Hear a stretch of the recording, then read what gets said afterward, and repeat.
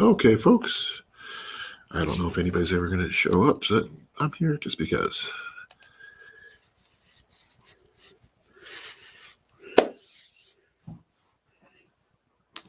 Excuse me.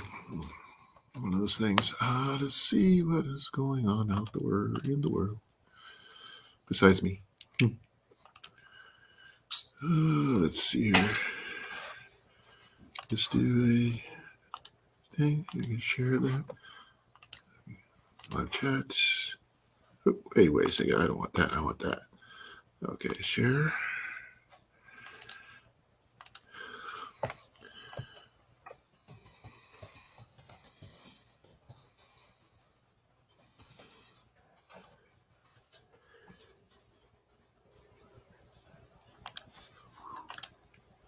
Excuse me. I don't know if anybody's going to show, but let's give it a shot.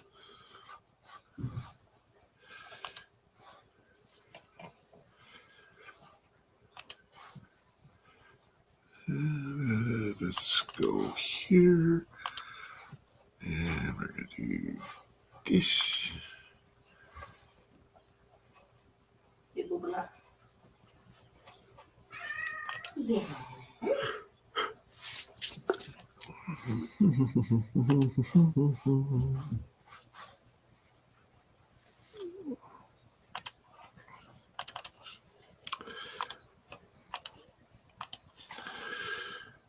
Okay, let's see what we got here.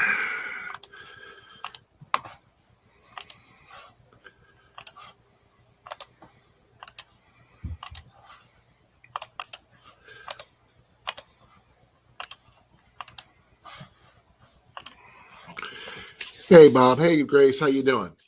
Thank you for coming. How are you guys doing tonight? Happy Saturday. Hope everybody is well and safe and dry and warm. Because we've had a snowstorm go through last night, and we got 6 to 8 inches of snow in about 7 hours. And it took Jenny and I all day to shovel the walks in the driveway today. Broke a shovel in the process too. Glad to hear it, Bob. Thank you. So just to see what everybody's up to. Let's see. Got my Pepsi. I have a whole bunch of Pepsi, actually. We got more than that last night. And when right now it's calling for more rain and snow. Oh, I just got back in my PJs, to be honest.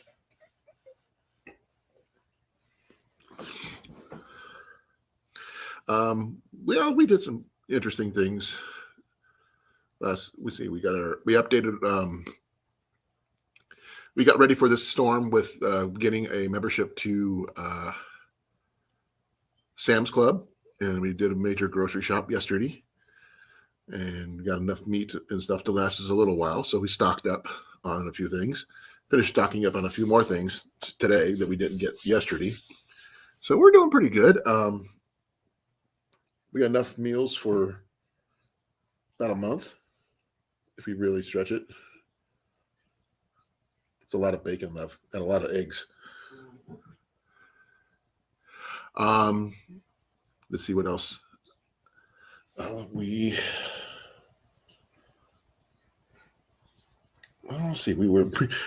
watched a lot of movies. We kind of a Netflix and chill in the morning. But like I said, we were shoveling walks, broke a shovel, got a new shovel, finished up the sidewalks and the driveway and everything. It was literally this deep. Oh, sorry. This deep.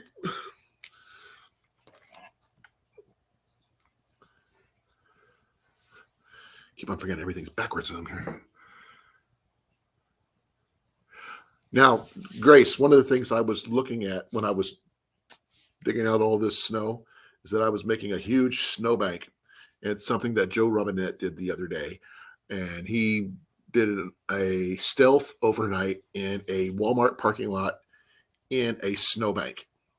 Now, that would be something to see if anybody else would be willing to try that. Now, I'm not sure if I would personally do that because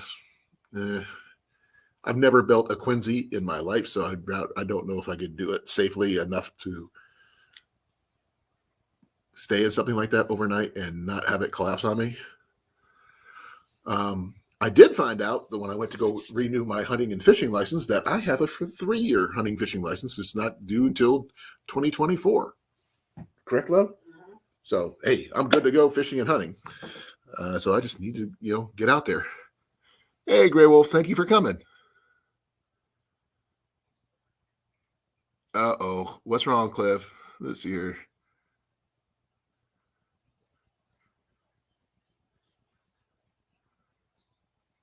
Oh, no. One of his ankle bracelets that he made broke. Well, if you want to talk about it, you can, come on up. You're more than welcome. Oh, the Walmart thing? Joe Robinette. He was on alone. He has his own channel here. He was the one that the Huntsman was talking about selling out to Disney and all that stuff last night. But he was actually pretty cool. He was actually doing a stealth camp. And one of the interesting things about his video that he did, he called, I believe his name is Steve Wallace or something like that. He's the guy who does all the stealth camping videos. And that's the one thing Steve never did. So it was actually pretty good.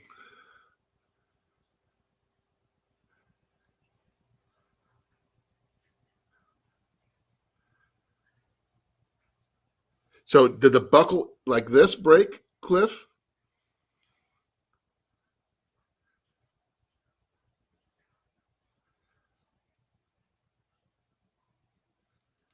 Because that's what happened to my last one that I had before you got me this one, is that this part here wore out. Yours is actually doing pretty good so far. It used to be black. Now it's silver. I have not seen that one yet, Grace. So what I don't have, I've been wanting to see it, but I want to see it though. Ah, the plastic style buckles. Well, maybe it was time for an upgrade.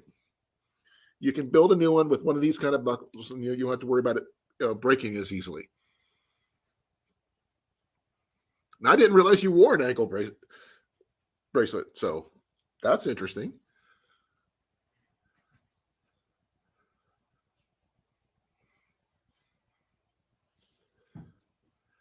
And since you never talked about one of those, you can maybe someone might be interested in getting one of those. Not me, obviously, but because my boots would never fit with me around my ankles.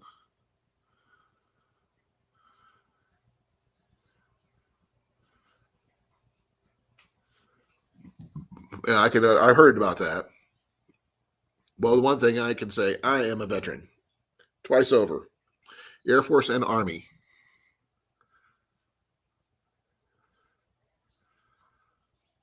Okay, that's cool. One of these days, you're going to have to show that one off, Cliff. I mean, come on, those things are interesting. I mean, like I said, I wear yours every day.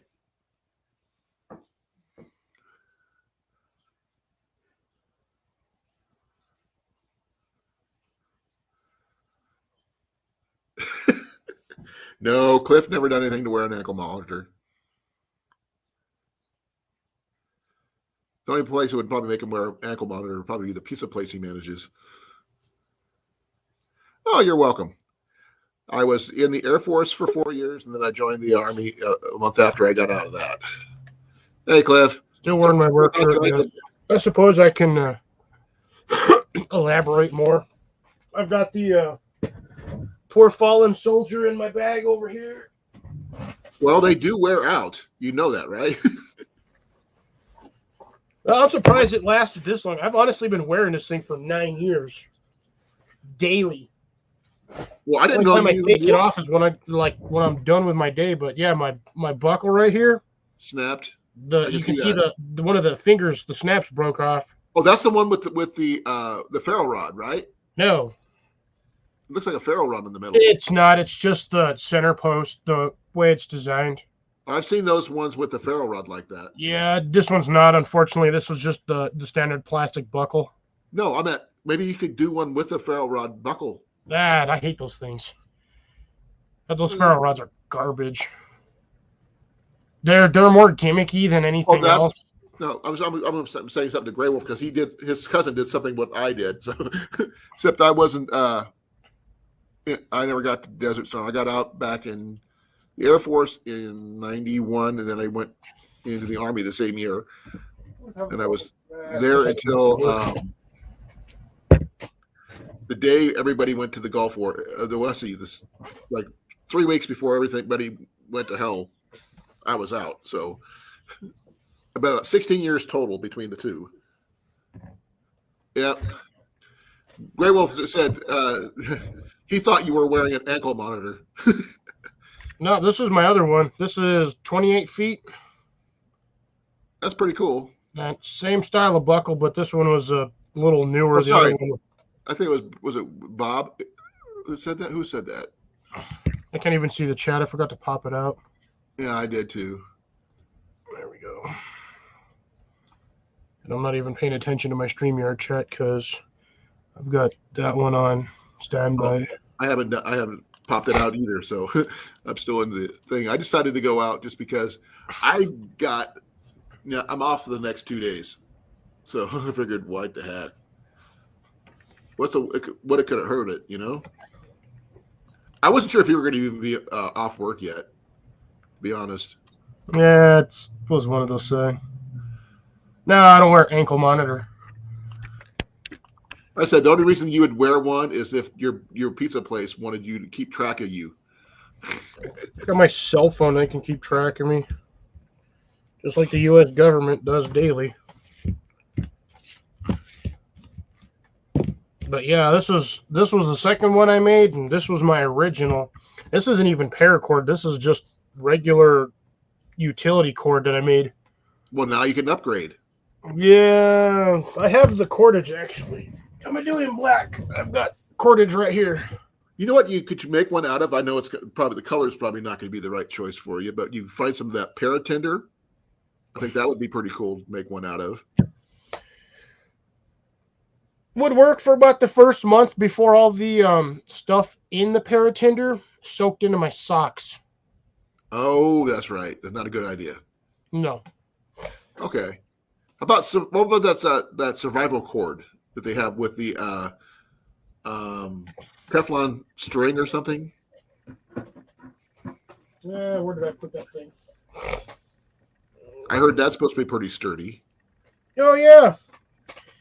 And it's as thick as a freaking jumper cable. Oh, I didn't know that. Oh, that material is ridiculously thick. I actually made one, and it's only about 18 feet long, but it fits my wrist, but it's as wide as a belt. Really? I thought it was the other stuff was a skinnier one. That survivor cord is stupid thick. Like stupid thick. Ooh. Well, tell your brother-in-law thank you, and I'm sorry that he got disabled. I was an Army medic, so I understand. A lot of these guys went through. I was never injured, but I. Oh no! Sorry, I stand corrected. Here it is. Okay.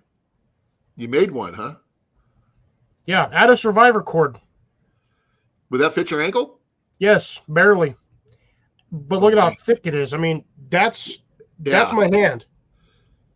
Man, you weren't kidding about it being broad. No, this stuff is literally, it's 17 feet. That's all I could get on this length. And I used the standard Cobra weave on here. Actually, no, I did not. I used I did use the Cobra weave on this one. No, actually, no, I didn't. I used a different. I called Foxit Outdoors Cliff. I call him by his first name.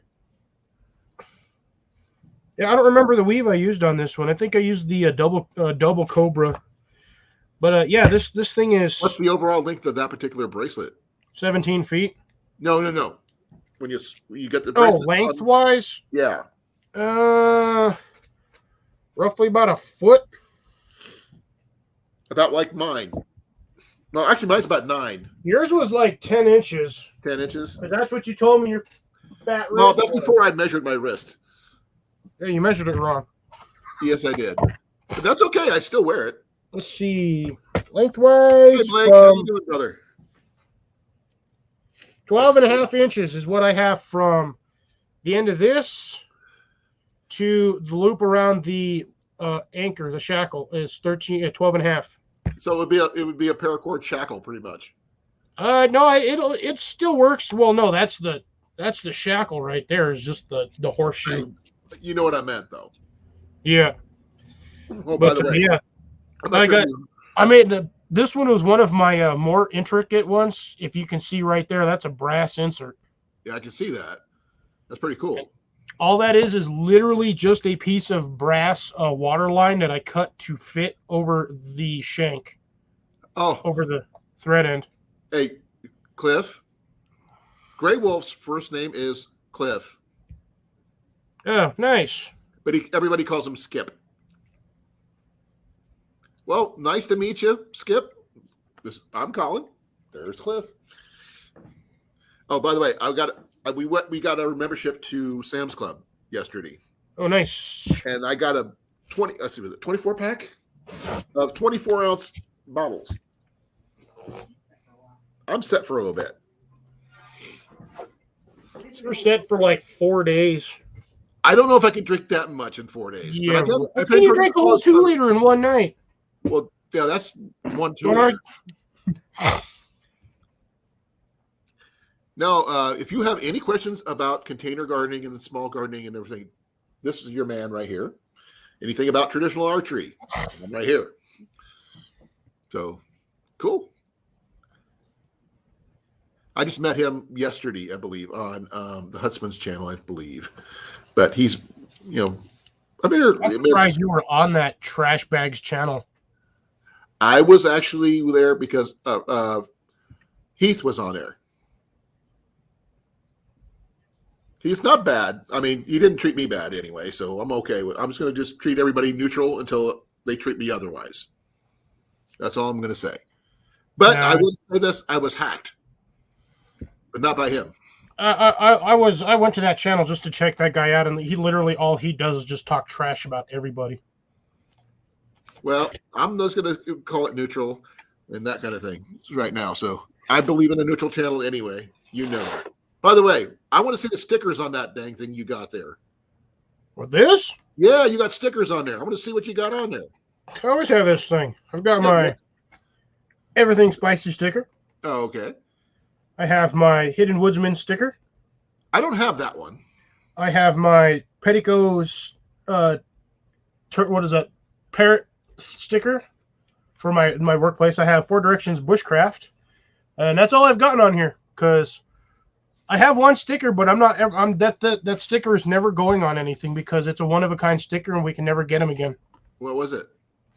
It's the one that a old channel friend made for Mallory for her channel, right? For the holofoil Quebec homestead logo. Yeah. Unfortunately, the gentleman that designed that and sent to Mallory a bunch of stickers passed away after he made it. Oh man! Hey, Prepping, thank you for coming. I really appreciate it. Yeah, Grace has one as well. Grace, I guarantee Grace won't ever put that sticker on anything either. No. And I forgot the gentleman's name. Oh, Hey, Prepping 101, how's it going? No, we were. I swear, every time I see Prepping 101, instantly I always think of Prepared Mind 101, just because they have almost the exact same name. Yeah, I like Prepared Mind 101. He's pretty good. I haven't seen anything from Chris in forever, but then again, to be honest, a while back I unsubbed from his channel just because, his content just, I don't know. I just got tired of it for a while, so I just unsubbed just so I wouldn't have to sit there and potentially leave negative comments. I just decided to unsub. Okay, I got somebody named Kimmy Head popping up. I don't know who that is. Wait, what was the name? Kimmy Head. No, that's a troll. Okay. I didn't click on anything until I was going to ask you guys. I don't Is see it it in the chat. Gimmy or Kimmy? Kimmy. Kimmy Head. They Yeah, that to disappeared. me that just sounds like a troll's name. That's just right there. Yeah, they are. Looks like they are. Kimmy, unless you start talking in the chat and verify that you're not a troll, I'm not going to connect you. Chris Thorne. I haven't seen Chris Thorne in. Yeah, prepared mind. I didn't Chris. realize that was his last. You're talking about Chris Thorne is Drop Forge Survival. He's pretty much, as from what I've heard, he's pretty much done with YouTube. He went to a different platform because YouTube started restricting all kinds of stuff. Right. And everybody wants more of an open platform for stuff. And because YouTube's not really an open platform, everyone started basically bleeding out of their butts because they weren't getting any stuff. So yeah, everybody's moved to different platforms. I don't really care. There are people talking about stickers. I mean, I need to make some stickers for mine, but I'm going to use my, I'm not even sure if I could show that logo in here anymore. Yeah, because Chris Thorngrace is, that's Drop Forge Survival. I haven't seen, we got a private chat here. Unless you're talking about Chris Tanner. Yeah, Tanner is Prepared Mind 101. He's a troll. I told you, just the way that name sounded was a troll. Chupapi Manano, whatever it is what they said in the private chat in here. Wait, dude, get that piece of nah. I'm gonna that's that stupid garbage from. That's that dumb kid that always goes around freaking with that stupid tube yelling at people around the corner, and then when he's almost about to get his ass beat, he goes, "Chupapi Muñano." Oh, well, this is Prepping's on. So. Hi, how you doing, guys? How you doing? Yourself? I figured I'd pop up here just to see what's going on with you guys. It's been a while since I've been over here anyway. Oh, thank you for coming. I really appreciate you being here. My wife wanted me to show you something that I got her just because today I got her this. Sweet. Yeah, she loves Star Wars. I don't know what's in it because she'll tell me. It's yours, not mine. So how are you doing? I just got over being sick the last 2 weeks. Oh, my condolences. I'm glad you're feeling better, though. My condolences. Nobody died. Hey, when you're sick, you feel like you're going to die. This is true. So my condolences on that, but I'm glad you're feeling better, though. Yeah, I've been on and off with the whole streams. Like, one day I feel like shit. The other day, next day I feel, better. And it's been back and forth. This whole winter has just been shit. But, yeah. Me, I've been exhausted because my workplace has been having me work 10-hour days, 5 days a week. No shit. Yeah. I wish I was getting that. I'd be making bank. Well, yeah. I mean, yes, they throw me a really good, paycheck and everything else, but I mean, I'm exhausted. I can't do anything. With my workplace, it's been, if you know what I do, I work in with life-saving medical equipment. That's all I can say. But I was a medic, EMT, so I understand. Supply is extremely low, and orders for things are extremely low. Low? You think it'd be high if your supplies are low. Well, it has to do with people's insurance, but that's a whole nother thing. I can't speak much more than that.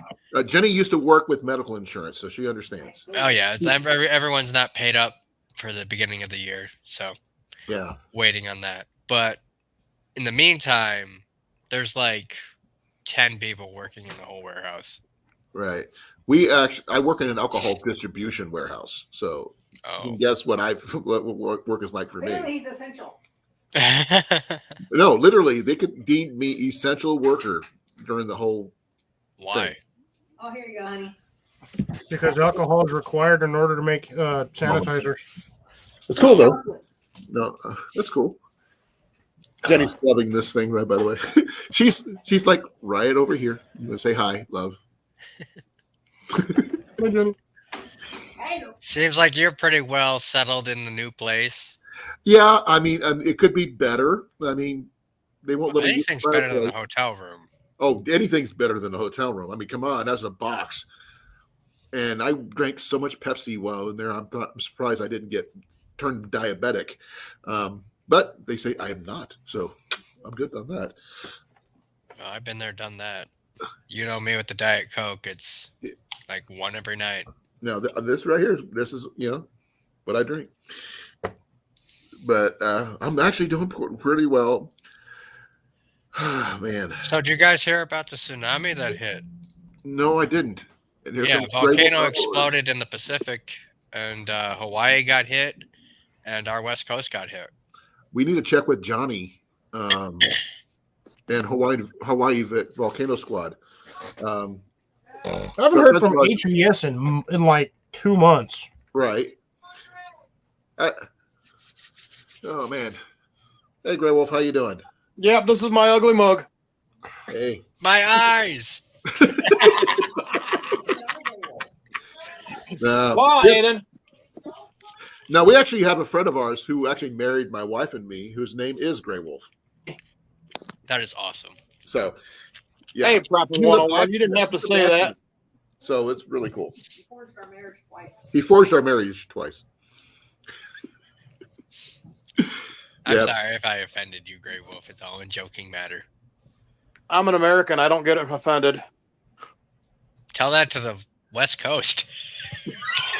Oh, don't the Pacific, Well, the sad thing is I live in New York State, and unfortunately, we're a blue state too. Oh, well, I'm in Michigan, so I'm right there with you. I'm in my house. I'm sorry. I'm in the middle. I'm in Iowa. He's like, I'm in Michigan. He's like, I'm sorry. Hey, there's nothing wrong with Michigan. I've been there.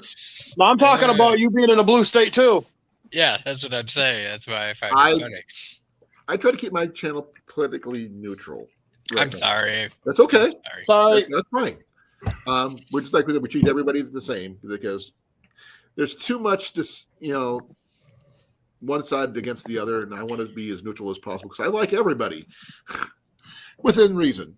Well, the thing is that I'm Republican, but I don't believe we should be Republican or Democrat because we're Americans. That's one thing that I was going to bring up tonight on my stream is we need to stop with this left and right and up and down and black and white and whatever. Why about we just be human? Right. That's what I'm we all getting bleed the same. Yep. Unless you're a hemophiliac, in which case you bleed more. But actually, there's a quote from what was it? What the movie? What was it? About the space program. The girls who were working the space program. Back to black lady who did the mathematics for the space missions. Yeah, what the heck was the name of that movie? Well, I said stupid movie, but I actually enjoyed that movie. Kevin Costner was in it, I believe. But the thing is, we all pee the same color. Was it Crunching Numbers or something like that? Something like that. Yeah, something like that. Whatever it was, we all pee the same color. So, yeah. Some of us pee darker than others, but that's only because of water. Oh, whatever. On a different note, like I said earlier, I found out I still have my 3-year hunting fishing license up and running. I was going to go buy another one. I didn't realize I was already paid up. So I'm ready to go hunting and fishing and try out my new ice fishing shelter, which you haven't seen it yet, Prepping, or Grey Wolf's never seen it either. Would you like to see a picture of it? Sure, why not? Yeah. It's your channel. Well, I'm asking you because if you guys want to see it, you can. If you don't want to, don't have to. Like I said, I try to be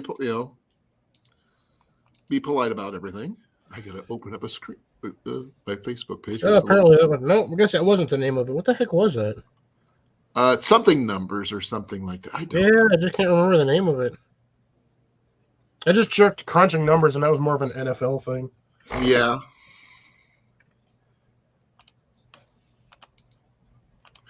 Okay, That's gonna bug me about that movie now. Oh, it's a good movie, but because it's about the space program. So I didn't care. I don't care what color you are. If you can do the math better than me, go for it. Yeah, that's the one with all the black ladies, right? That had Yep. one of them had to keep running all the way across campus to use the bathroom because they had the stupid segregated bathrooms. Oh yeah, he took, and then the guy took Bob the Ellett hammer. says Hidden Figures. That's the Hidden one. Figures, that's the one. This is my ice fishing shelter. I got for free from work because they were cleaning out the POS, the point of sale room, getting rid of all the promotional items. They were going to throw Oh, it away. I thought POS standard for something else. Most people No, do. it does in most businesses. Yeah. This one was okay. I'll see if I'll make it a little bigger where you can see what. Chaotic. Clam. That's a clamshell ice fishing shelter. This is their base model with the ones that are the pop-up type, and it's by Christian. It was a promotional item by Christian Brothers Brandy. For a free one, it's a 2 to 3 man ice fishing shelter, so it's pretty good. You put 2 cots in there if you really wanted to attempt an overnight. So if you bring a thermos full of soup in that thing, can we officially call it clam chowder? Maybe I would bring clam chowder because I would prefer clam chowder anyway. I love clam chowder. Sorry, I'm like full of witty banter tonight. Oh, that's perfectly fine. That's one thing. When I was stationed out in California, I loved the clam chowder off the Fisherman's Wharf in the bread bowls. Oh man, I gained about 20 pounds eating that stuff, and I didn't care. Worth it. Thank you, Central KY Bushcraft, for coming. Does it have a stove jack? No, it does not. Yeah, you don't put a stove jack in an ice fishing hut. That's a good way to go swimming. I do have a buddy heater with the hose attachment for using a 5-gallon propane tank, so that would be more than enough. I never understood how you stayed warm in a ice fishing shelter. Buddy heater. That doesn't look like it would be that warm. They're not. Some of them are insulated, some are not. This one isn't, but with the buddy heater that I have, with the appropriate floor panels, which I want to use is they're the puzzle-like pieces that are 18 inches by 18 inches. You can get from Walmart. The foam pieces. Yeah, the foam rubber floor mats. But use them as a floor. Wouldn't that melt the ice? No, because rubber's insulated. It's a foam rubber about a half an inch thick. Huh. So that way you can insulate your feet from the ice, as well as protect the ice from melting. It will melt a little bit, but you're not going to be in there like. I don't know if I would risk an overnight because until I know how thick the ice is. But according to my friend Rob, who's been ice fishing, he said that that kind of stuff, depending on how high you have it, wouldn't matter much for like an 8 hours. Well, he said last time the ice was like 9 inches thick, so yeah, that would take all night with that thing on high to melt through that floor. It would take a couple days to go through that floor.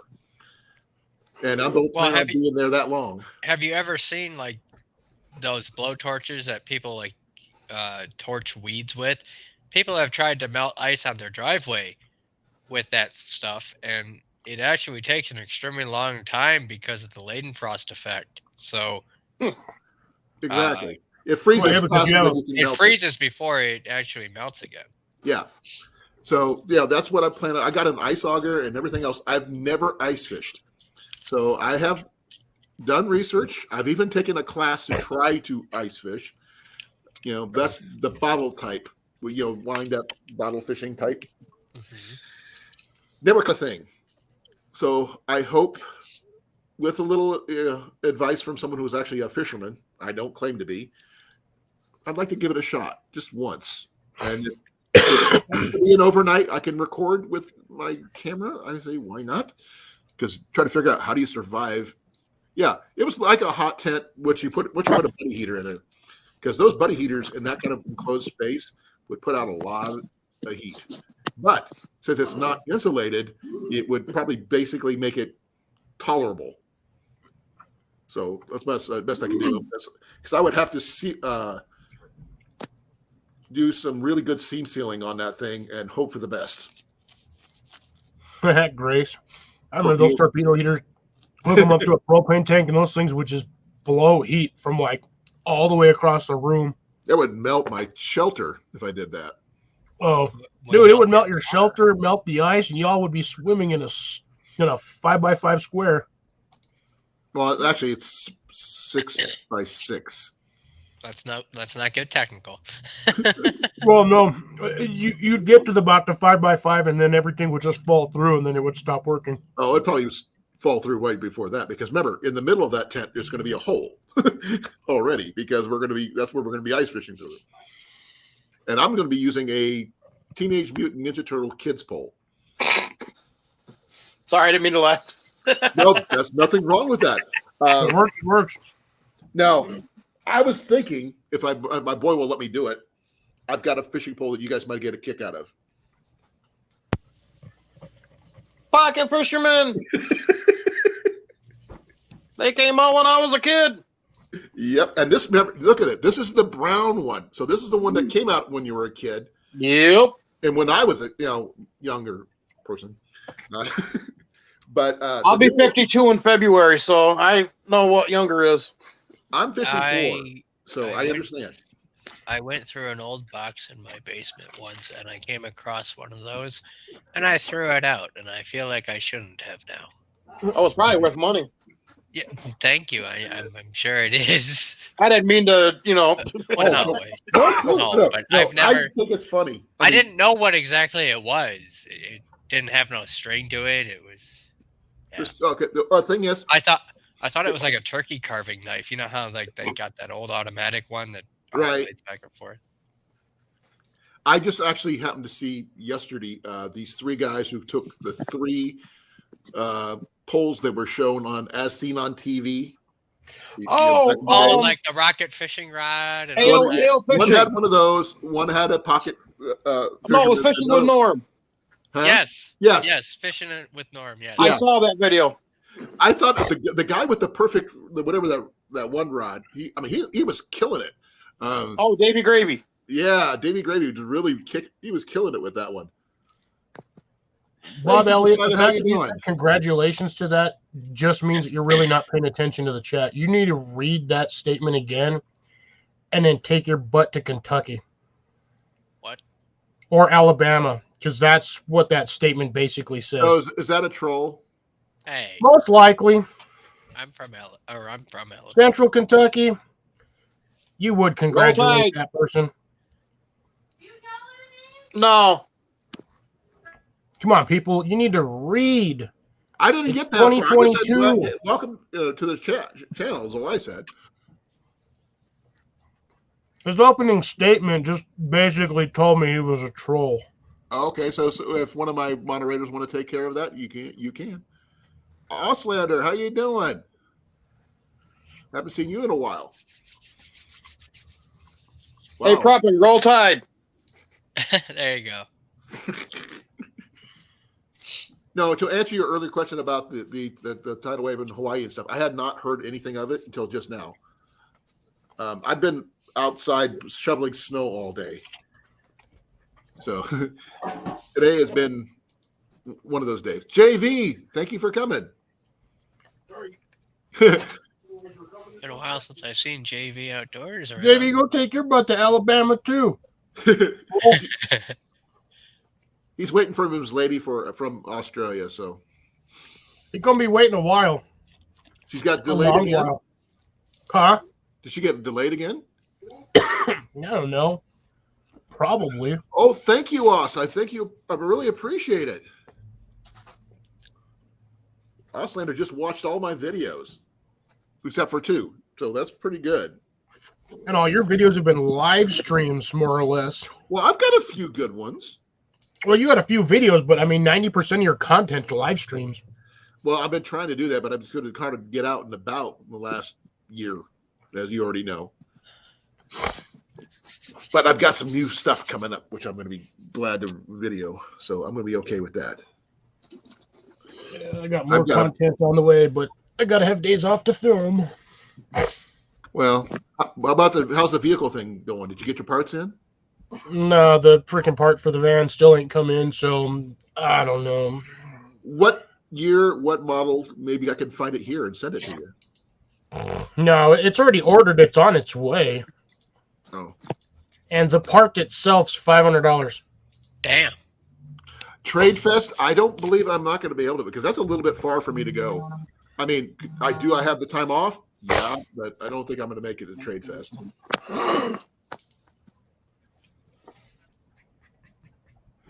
JB's asking what his mental health is like after watching all my videos. I was gonna say, since I remember JV's property, I was gonna say, if you want to talk about things that need to be repaired, maybe you should go to JV's house.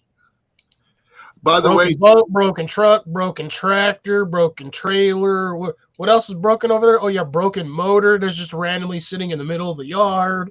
well, JV's filmed one of my videos for me at the our archery get together back in August, which was a lot of fun. By the way, Grace was there and her son, and a whole bunch of Tyler Woods Bushcraft was there, and a whole bunch of other people. You know, it was a ton of fun. Was it Mike? Was it catfish guy? I can't remember his full name. He was a catfish fisherman, but he's a cool guy too. I learned a lot from those guys. Did I learn how to fish? No. I'm terrible. I'm an archer. Fishing is easy. It's actually catching the fish that's hard. Exactly, Cliff. Do you have a bow, Gray Wolf, by any chance? Huh? You have a bow. I have a compound bow, but unfortunately, my left wrist is fully fused, and that's my dominant hand. So I'm going to have to go crossbow. Well, first and foremost, thank you for being in your right mind, like me. You're left-handed, and my wife is left-handed as well. And crossbows, if that's what you can do, and so does Cliff is left-handed too. Yep. So right now, for some reason, this group has a huge amount of left-handers. I'm the only ones in our right mind. We're the only ones in our right mind. Not one of us. Not one of us. I'm left-handed or right-handed? I'm right-handed. Yeah, well, I'm sorry. Yeah, we're sorry. So you guys want to see something really funny? Sure. All right, give me a second to share my screen. Is it Al Gore wearing a horse mask? That's just weird. That's not funny. What? I don't even know how to respond to that. Okay, here Nobody ever knows how to respond to a random statement like that. Okay. So just who's wait the one for that it. doesn't know how to drive a Ski-Doo? No. Wait a minute. It gets better after. What do they hit? Just wait a minute. That's a dock. Wait, look. I'm out sunbathing in the garden yesterday. I've seen this one. Holy cow! I'm really not happy, guys. Why was he wearing? I don't want to offend the guy, but he looks like a raccoon now. Why was he wearing a face diaper out in his garden? I don't know. Where's he from? I'm sorry, but I saw this earlier today, and this is absolutely priceless. I mean, was it the fact that he was being safe outdoors? That's one thing, but sunscreen. Gotta wear sunscreen. Right? Bro, first off, he's in his own property. He shouldn't even need to be You're the only one there, and you're in your own property, like Cliff said. I just thought it was so funny, though. It's like this. Of course, this would happen. Yeah. Like I said, when I was Army medic, one of the things I treated a lot was sunburn, more than you would believe, because people thought they were immune. It's the sun. Yeah, Mike Turner. Thank you, Grace. I mean, that's the easiest one that people forget about. They're just too busy doing other things. Yeah, the sun is literally our current solar system's largest flashlight. Don't get me started on flashlights. Oh, by the way, dude, I probably got more than you. I know, we've already been through this. Speaking of which, one of them fell off the desk here and shattered. Oh no! So I had to must have been a coast. I had to give it a funeral. I thought you were going to say one fell off the desk and killed the cat. I don't have a cat. That's Well, I one was shot thinking it killed was heavy What flashlight. it was one of those old 90-degree military flashlights, the old style Vietnam ones. And I think the temperature, because this room gets pretty cold, goes from cold to hot really a whole lot during the day. So I think it got weak over time sitting here by the window. Oh, And, that happens. Yeah, the threads broke and everything, so I can't repair it. So it wasn't a coast. I've got 2 flashlights I carry with me at all times. And one of them is the one that Cliff gave me I've last got time. 4 on me right now. Let's see, I On my got person. 2, 4, 5. I got the I got six here on the table, and Sorry, trying to get it in focus for view. Oh, that's I've got fine. 4 on my person. I don't have any on my physical person at the moment, but I have 2 over in my chair over there where my I've bag got is. 3 on my shelf over here. I've got 1 here. Oh, I got another one. No, just Cliff, another we one don't over need there. to do a whole inventory of all your I flashlights. got a flashlight right here. I knew as soon as I brought it up, I knew he'd be going on about it. That'd be like Cliff doing an Flashlight inventory on his paracord. Now, It's about, if you guys it's want to about talk as bad as bows, me, I though. can show you a cool bow right off the bat. I got right here next to me. I heard the word paracord. What are we talking about? Paracord? I got tons of that stuff too. That'd be like you doing a inventory on your paracord. I probably got like 2,000 feet of paracord No, I got it randomly in my room. By the way, he made this for me. I have my stuff to do paracord bracelets. I did this one real fancy one that's got like 300 feet of paracord in it, and it's like 4 layers thick of basically what you showed, Colin, but it's like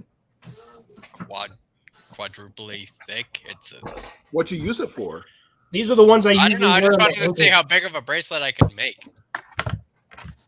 Now, if you're making a sling for a firearm or something like that, that'd be kind of cool. Hey, Hudson, thank you for I've coming. done that before. I don't have I just got a regular sling for my 22. That's all. I mean, 'cause that's the only I have at the moment.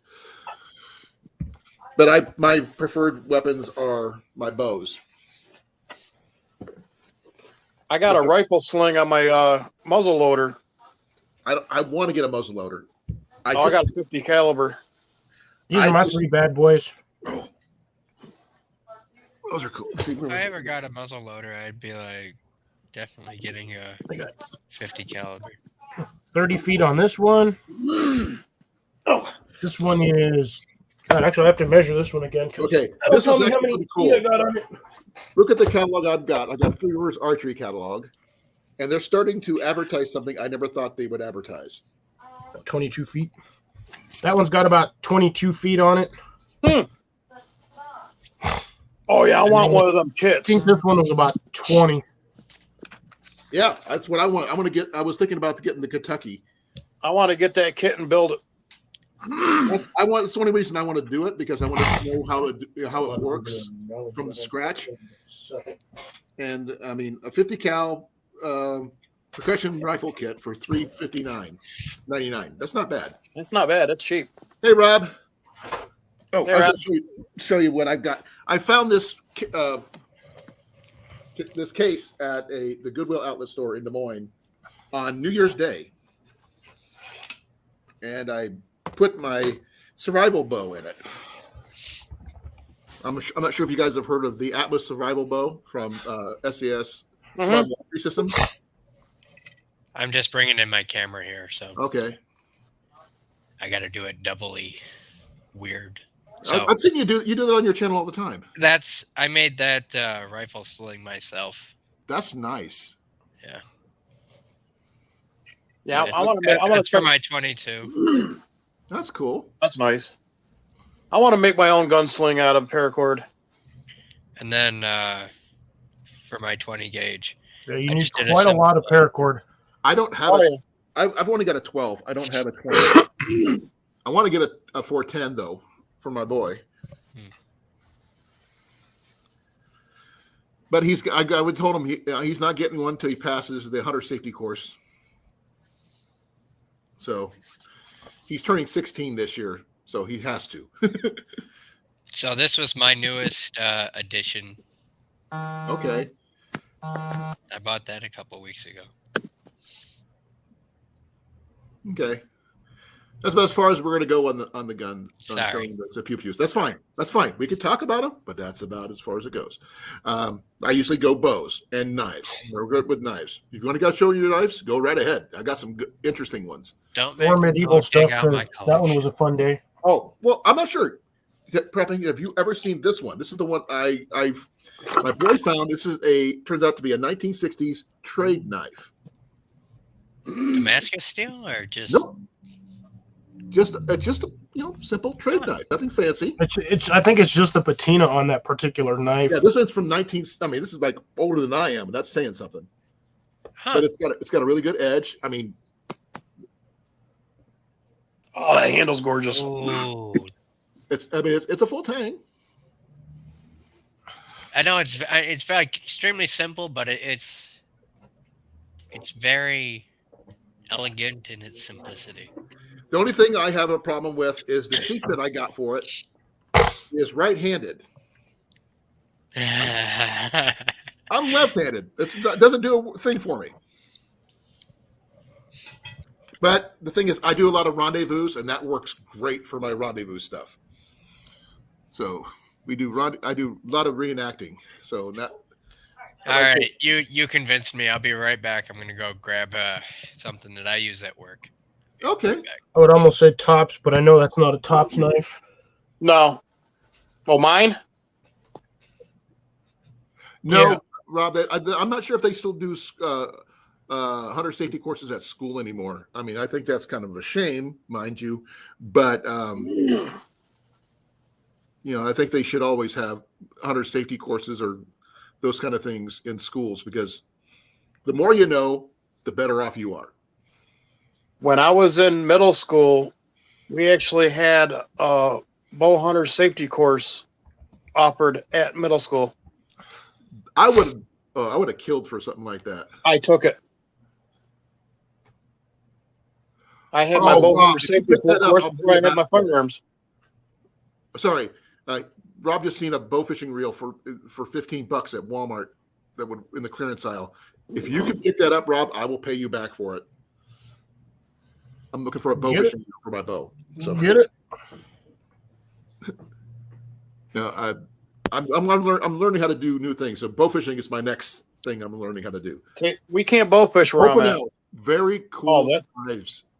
I love I use those it things. every Those day are awesome. at work, and I paid what, $10 for it at the hardware store. That's a good one. Just number 8. Let's see. My first one Usually was got it. That's either the 8 or the 10. Oh, it's number 7. Oh, number 7.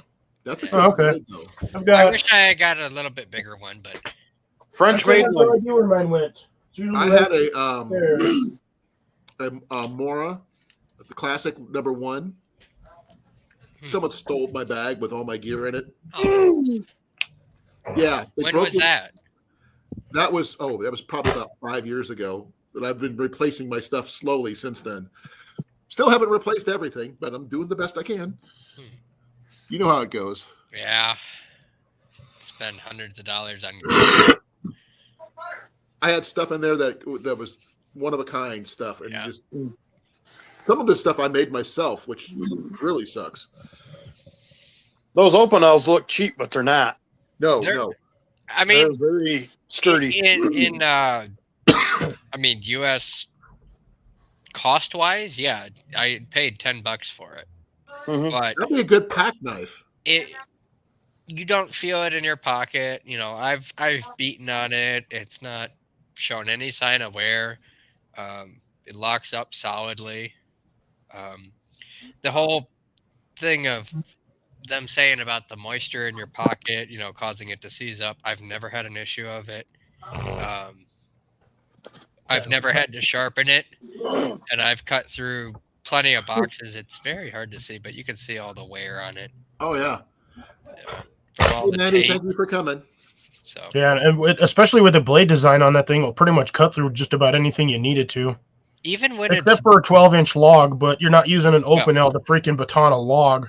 Well, they do You make have a to size convert. they do make a size 13 that you can get in like a Oh yeah. That the stupid handle on that thing's like 6-8 inches, Yeah. and it's like this big around. That the one you got right there would be perfect for my my possibles bag for my bushcraft, my rendezvous stuff. I'm not sure Yeah, if that size knife, just about everybody uses it as like a prep knife, so they'll cut their meats, their veggies, or whatever for their that's what I meals and use stuff. my Mora Classic #1 with. I use that for everything. Until, like I said, it's gone now. and it's such a thin blade that you never really even have to sharpen it. Right. Good profile then. Yeah. Good They're steel. good. They're good deer skinning knives. Well, that's Yeah, good. they do got that. They do got that flex on there. So yeah, Wow. I haven't seen anybody use them to freaking gut a fish though. But I mean, I've never had there's to nothing skin saying a that you deer, can't. so I don't know. I've used my other Mora, like my fire for skinning fish and stuff, but that's all I've got. Right. The fastest way to gut a fish is to step on it. Really hard. That fish just goes. Well, okay. The reason he's talking that way because he doesn't like fish. Here's the thing: I can't eat fish. I can fish and I can gut a fish, but I won't eat the dang thing. Yeah. Me, I love salmon. I like trout and bass. Oh yeah, trout with cooked with butter inside and lemon, foil packed on fire coals. I did the butter, but no lemon. But I did it on a was it over an open fire in using my mess kit for my backpacking gear because I was backpacking at the time. You're making me hungry now. I am sorry. Me too. I'm Want not a Pepsi? usually one for I can give you fish. a Pepsi. No, I got the Dr. Pepper. I'm good. I got a question. You don't got Dr. Pepper. You got I tried Dr. diabetes Pepper, but I water. can never understand it. I mean, it just doesn't taste right to me. What, Dr. Pepper? Yeah, Sorry, I get my love for Dr. Pepper from when I lived in Alabama. Like when I lived down there, that was the first time I ever had Dr. Pepper. And every time I get it, anytime I'm able to get it up here in Michigan, I have to get it. Okay. So if someone sends you a random case of Dr. Pepper, you'd be okay with that? Yeah. Yeah, but the stuff that looks like he's drinking was the diet Dr. Pepper. I know those labels. Yeah. Yeah. I used to be so bad with the pop or soda, depending on how you. Soda pop. I mean, Whatever it's you actually call it. considered both. I used to, at my worst, I was downing a 6-pack a day. That's it. You act like that's. Bro, I filled an entire pantry in 2 weeks full of orange soda cans. That's not something to be proud of, There was 2,000 cans in there. dude. This is And you say a 6-pack a day? Come on. I went through 2 12-packs a day. as Cornfed is also from Iowa, and we've been fishing together.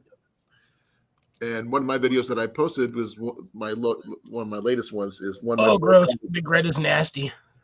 What? Grace, she's all, what about Big Red? I'm like, Big Red's nasty. That soda tastes so gross. I've never heard of it. That's like I'm not sure Dr. if K. Either one of you guys Oh, have seen Dr. the video K. that Yeah, see? I You know what I'm talking I know about. what Dr. K is. Oh, hey, Ramona Perez, thank you for coming. You got, what is it, Big K, Dr. That- K, you got freaking Big Red. All You know those what like that is? off That- generic that's- brands taste so nasty. you know what Dr. K is? Dr. K is the ghetto convenience store Dr. Pepper. Yeah, that's what I'm saying. That stuff is No, gross. It's the Ramona, how's it going? Ramona's pretty cool. I've talked to her. She was on my channel a week and a half ago, I think. She's pretty good. I met her on Sean's channel. I can't remember when that was. It was a while back. Sean, North Shore Preparedness, Sean? Yep. Or? She pops up on his channel all the time. Didn't know that. Yeah, he likes I- saying her name. It's the kind of cool name. That's because Dr. K is nasty. That and Mr. Pibb. I thought they were. Yeah, I'm not a Mr. those are the Pibb fan. same thing. I can do root beer, but Mr. Pibb just, I don't know. There's something about that. It's almost like cream soda, and it makes my stomach want to vomit. You guys haven't tried anything nasty as homemade root beer. Ugh. Yeah, I know. I Don't get tried me it because I was at a fair. I was working a fair with my range, and oh man, Don't Oh, get me I think I started. can one up you on that one. You want nasty? Try cottage cheese and Pepsi. I know. Don't get me started on where vanilla comes from. Don't get me started where cottage cheese comes from. Ugh. I'm Yeah, fine. you I don't can wanna eat a know. whole tub of cottage cheese, no problem. But the minute you mix that stuff with something carbonated, oh no, dude, that's a disaster waiting to happen. I saw a video, a documentary on how cottage cheese was made. Never again. It's made the same way most cheese is made. Just they just skip a few steps and that's it. No, not the way they were showing it on here. Son, I watched how they used to make hot dogs in the freaking 40s, Oh yeah. and the allotment of rat parts that we were not? allowed in hot dogs Can we not? is mind-boggling. Okay. Leave it alone. Leave it alone. Can we We not lost- ruin? Can we You not scared ruin him hot off. dogs? Come on, Cliff. You didn't scared need him to do off. that. Come on. What? Apologize, Cliff. Come on. Apologize. You ruined hot dogs for the man. Don't you guys ever like? Aren't you guys? No, so no. none of you never watched the No. series How It's Made. We are fully aware what are in hot dogs, and we are fully aware as to what's in chicken nuggets. We just don't want to acknowledge it because then our whole reality is in It's question. shattered. Yeah. No. I'm sorry. I watched a full-on documentary on the Discovery Channel on how hot dogs are made, and I still eat them. I don't even care. Okay. Ramona Perez actually has a question. Does anybody know what happened to Hard Luck Survival Channel? Never even heard of him, so I've never heard cannot of even it answer till that now. question. Oh, by the way, Grace says, who eats cottage cheese with Pepsi anyway? I used to when I was a kid, and boy, let me Okay. tell you, I That's stopped your doing fault. that after a while. That's your fault. You get everything you deserve from that. Oh Like, yeah. that's a misjudgment on your part. Oh, trust me, that was some bad decision making time right there, because that was a bad day afterwards. Right now, I was contemplating getting some chips and salsa. I couldn't imagine me doing what with the cottage cheese and then the pop. And the thing is, I'm lactose intolerant. Ooh, yeah. so that Oh, would be cottage cheese even alone would worse kill for ya. you. Unless you're taking like lactate or whatever I mean, I got pills the are. pills for it. That's Okay, I wasn't sure. That's not a big deal. It's just I make jokes out of it. You know. That's cool.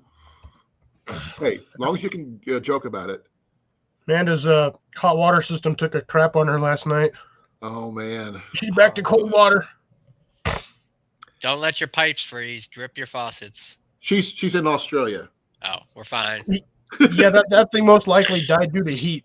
Actually, I mean, I would think most Australians should go with solar water heaters anyway, since they're where they're at. I think it'd be the almost ideal system over there. But nope. Ugh, corn fetting. Oh no. Cottage Cottage cheese cheese and and hot hot dogs. dogs. Gotta cover it with melted cheese though, like nacho cheese sauce. Oh yeah. Oh come on, please, Cliff. Prepping's gonna barf on screen. Hold on, wait a minute. Thank you for taking it off screen. Just remember, as the statement, as the saying goes on YouTube, views get views. So Okay, actually, the one thing I used to mix, I'm not sure if you guys would even contemplate it, is Pepsi and M&Ms. not as Now, bad. when I was a kid, people would put them actually in the bottle and drink it then. Yeah, That's And nasty. then, like the coloring would come off the M&Ms. yeah, and the chocolate would melt in. Yeah. That was actually not bad. I mean, I never did it, but I never understood why people did it. Well, it's the same thing like people who put peanuts in Coke. Peanuts and Coke. Yep, it's a thing. Done that. Look it up. It's there's something with the combination of the sugar and the salt. I don't know. It's just weird. Grace, Says I'm RC not Cola familiar and with Hard Luck Survival, but if someone could give me a link of or something, I would check them out. But I mean, never heard of them. Yeah, I've never even heard of that channel, to be honest. So I could not answer that question with any information. I'm just curious to see if I can even find it. I'm not gonna waste my time. They're from Arizona, a husband and wife and their son who would play the fiddle. They are a patriotic family. Huh. I got a Hard Luck Survival, but not that particular one. I don't know if that's them or not. I vaguely remember a Hard Luck Survival popping in one of my recommendations like a long time ago. Right. No, I don't. I hear No. that Wrangler Star actually was thinking of quitting. Really? Yeah. To be honest, I don't think most people would even miss him if he did. I haven't really heard I much know from that him he in had a while. lot of issues with the homestead, like people hunting him down and like trying to invade his homestead and shit. Why? Because people are nosy. Like he had a few flyovers with drones and shit. He had to move states. Wow. Last I checked, he was doing reviews on snowblowers for his Bobcat. Hey, Cecilia. Hey, Cecilia, thank you for coming. This is actually, I'm actually glad everybody's here because it's like so cool. I wasn't planning on coming on until like I got done with my shoveling snow. It's awesome. Has Thank you anyone all. know? Okay. Thank you all for coming. Rob's gonna look for is gonna look for a reel for you, Colin. Yeah, I see it because I need a reel for my to do bow fishing with, and that's going to be interesting. Yeah, I agree, Grace. I agree with that statement 100%. I've never been able to do clickbait or anything like that because just not who I am. But I'm glad we're all here. I'm glad everybody's safe at the moment. And hopefully anybody we haven't seen, like Johnny, who's a friend of ours. I'm not sure if you know I Johnny. texted him and he still hasn't responded, so I don't know. He's either asleep or at work. He actually left me a message on my last Thursday live video. So Johnny Harper. The kind of scrawny looking dude. Yep. Yeah. Skinny.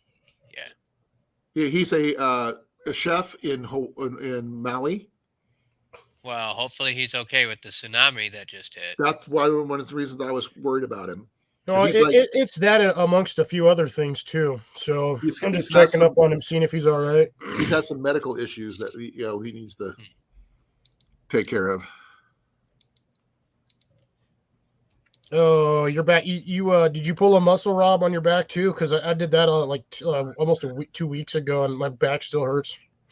Well, I hope your back's feeling better, Rob. One of the things we could do to make it easier is we could do the ice fishing thing, so we're not too having to climb down hills and down across the river and all this other stuff like we did last time, and just find a nice level pond or lake or whatever, throw the shelter up and just do some fishing. Over the hills and through the woods, ice fishing we will go. It'll be interesting.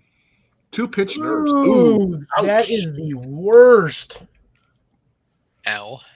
That's some chiropractor and stretching right there. I just cringed just on that.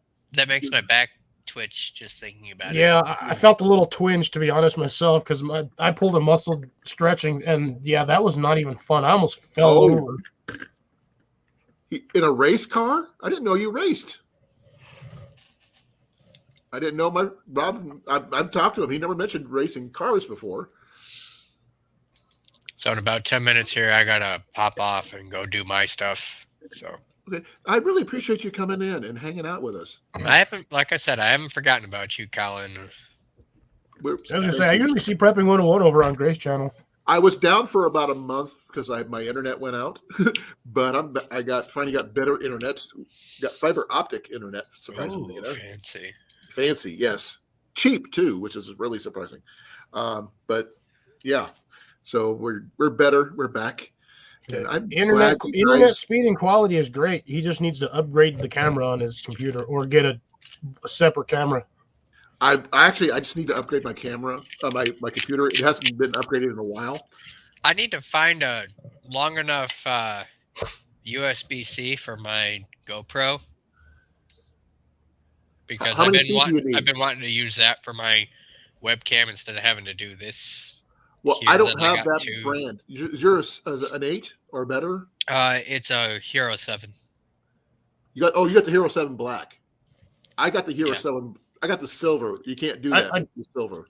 I got a spot for you that I think they have some fairly long cables. I'm not sure. I'd have to Bob, double thank you for check, but coming. go check Olight. They have a lot of their stuff nowadays is starting to come out with a USB-C, and you can check on their cable length for the USB-C cables. They're pretty cheap, but I think you can get like a 4 or 5 foot cable. Well, Here's my silver. But you think is you can't stream with it. Actually, you know what? Give me a second, and I'll check Olight because I've got an account with them. So let me pop in there real quick. There's the black, there's the silver, and there's the white. Okay. And the white's the lowest one. The silver's in the middle, and the black's on top of that. And this was sent to me by Austin's Corner after my last GoPro got munched, which was really awesome of him.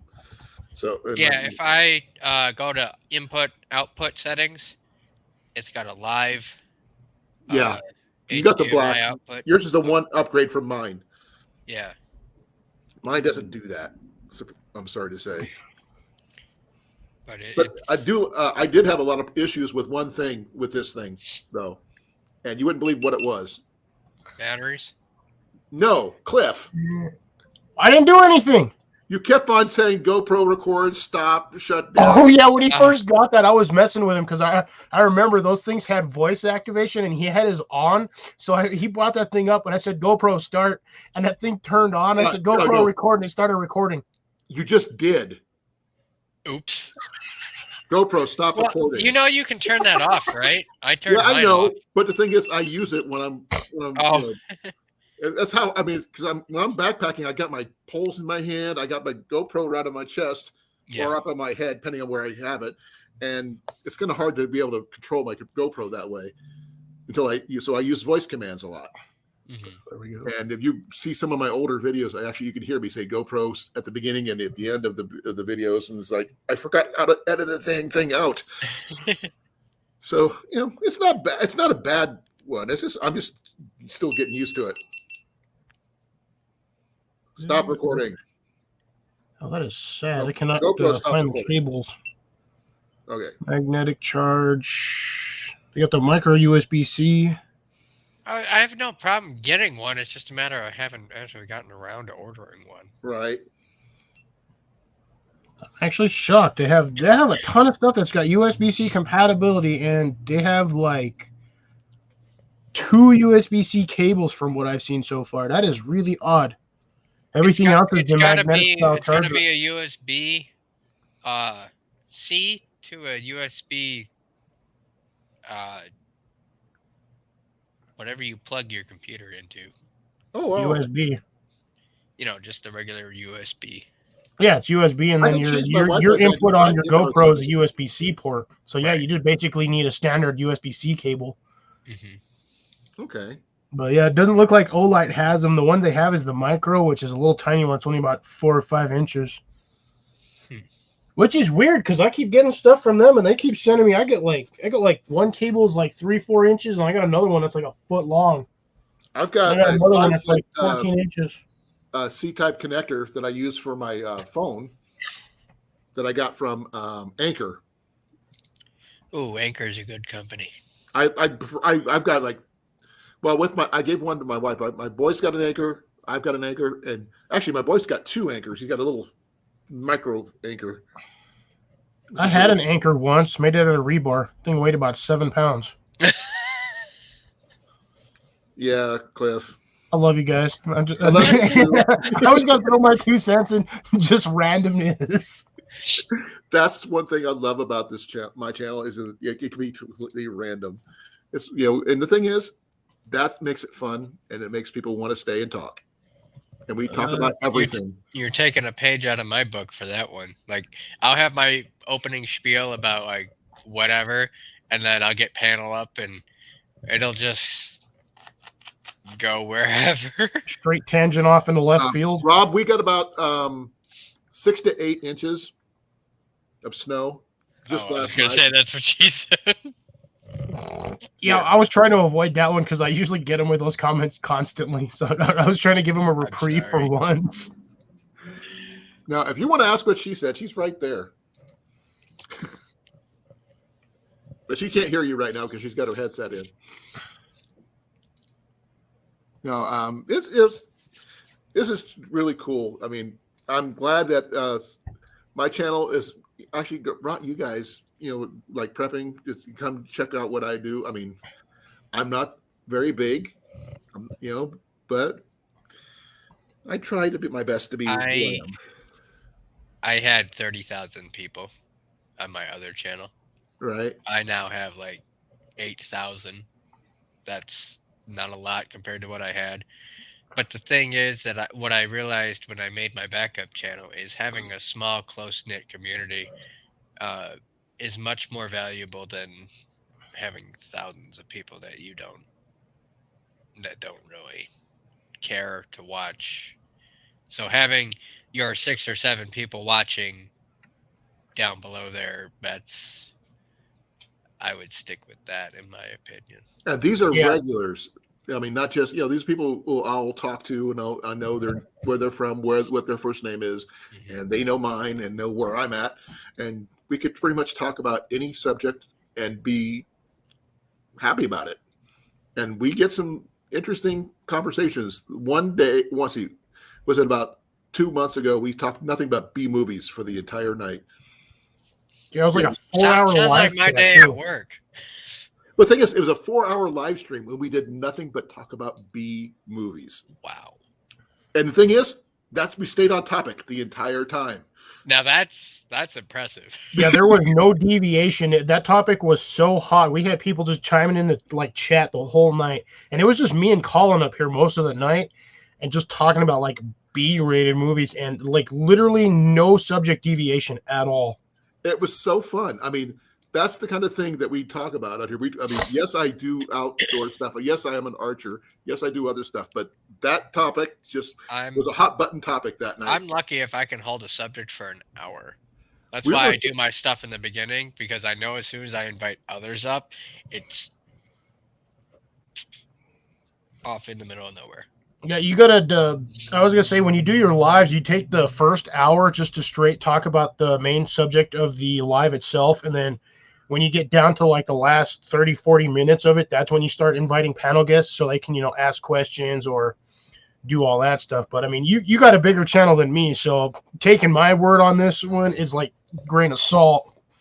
Because I'm still sub 500. Because you have to realize that the amount of people you have on your channel does not matter. I used to care about it a lot, but the more I go on with my whole YouTube stuff, I've been on here just over a year. You'll quickly realize it doesn't matter. You're more concerned with the tight-knit family you have over there in chat. Oh yeah. It doesn't matter if you have 100 followers and say 75 of them are constantly in your chats. Those 75 are going to be more beneficial to your channel than the next 2,000 you get afterwards that may or may not watch one video a month. Right. And if lucky, that's only 3 or 4 minutes of it, just to say that they gave you some watch time and some attention. No. I'd actually. Yeah, I know how this algorithm works. That's why I'm not too concerned about my channel numbers. I don't follow the algorithms. I just talk to people. I mean, that's all I do. And I care about what happens to them, and I hope that they care about what happens to me, and that's what counts. And right now, I have a hot button topic question for you. What's your favorite B movie of all time? Me? Yeah, you. Oh God. Doesn't matter what it is. Give me a minute. I've got some really weird ones, but yeah. Now that I actually think about it, I don't think I actually watched too many B-rated movies. They may not be considered A blockbuster movies, but they're B Uh, movies. Blob. You know, like Attack of the Killer Tomatoes, or one of my favorites with The Last Dragon by Barry Gordman, or what was the other one? Oh, was another one. It was called Night Riders. Really cool movie from way back when about jousting on motorcycles. That was really cool. Or you could be the kind of person who's into like vampire movies from way back then. It just never made it to be, blockbuster status. What is a B movie, Mike? Come on, Mike. Is that a serious question, or are you just messing with us? He's probably just messing with us. I think he's messing. Because everybody knows what a B movie Let's is. see. The movies that come out that don't make, seem like they don't make a lot of What money. was the But one that I watched? the ones who make more money went straight to DVD and they made more money there than they actually did at the box office. Does the movie The Pianist count? Yes, that counts. I heard about that one. I didn't see it, but I heard Yeah, about it. it was about World War II and the guy that survived the whole ordeal with. Huh.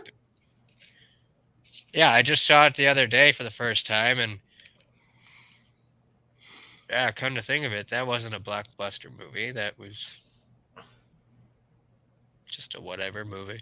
Yeah. What was it? Now, if you want to talk about I was gonna say, I blockbuster, wouldn't consider The Pianist a B-rated movie. That was actually based off of more or less true events.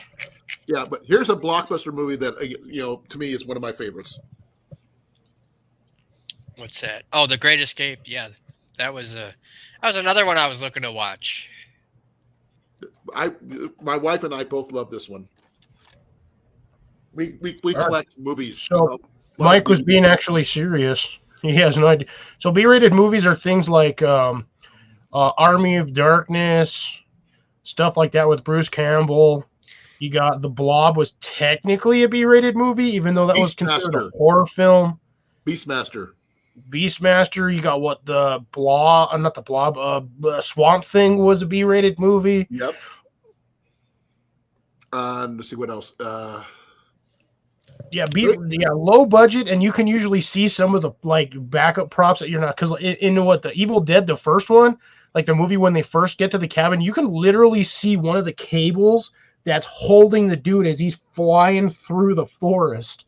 In other words, it's obviously corny and yeah.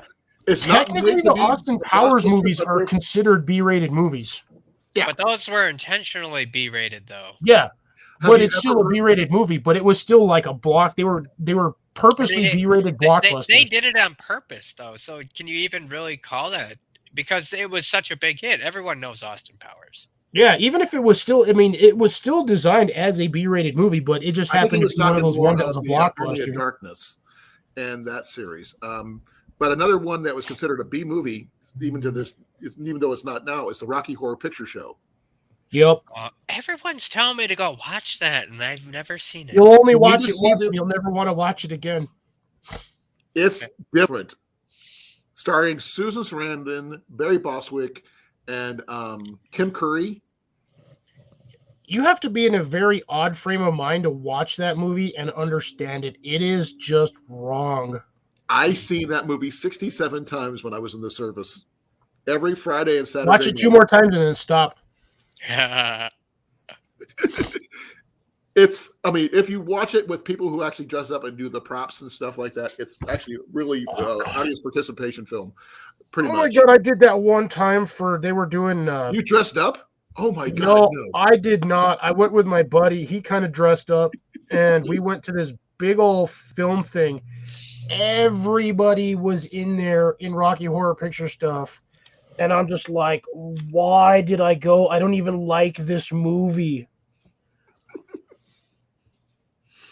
Because it was one of those things that what they call movie in the park, but it was in like this little tiny theater in the middle, like out in some random little town. It's like an hour drive when me and my buddy went. And so like the backwoods, like the old 1960s looking theater with the one door.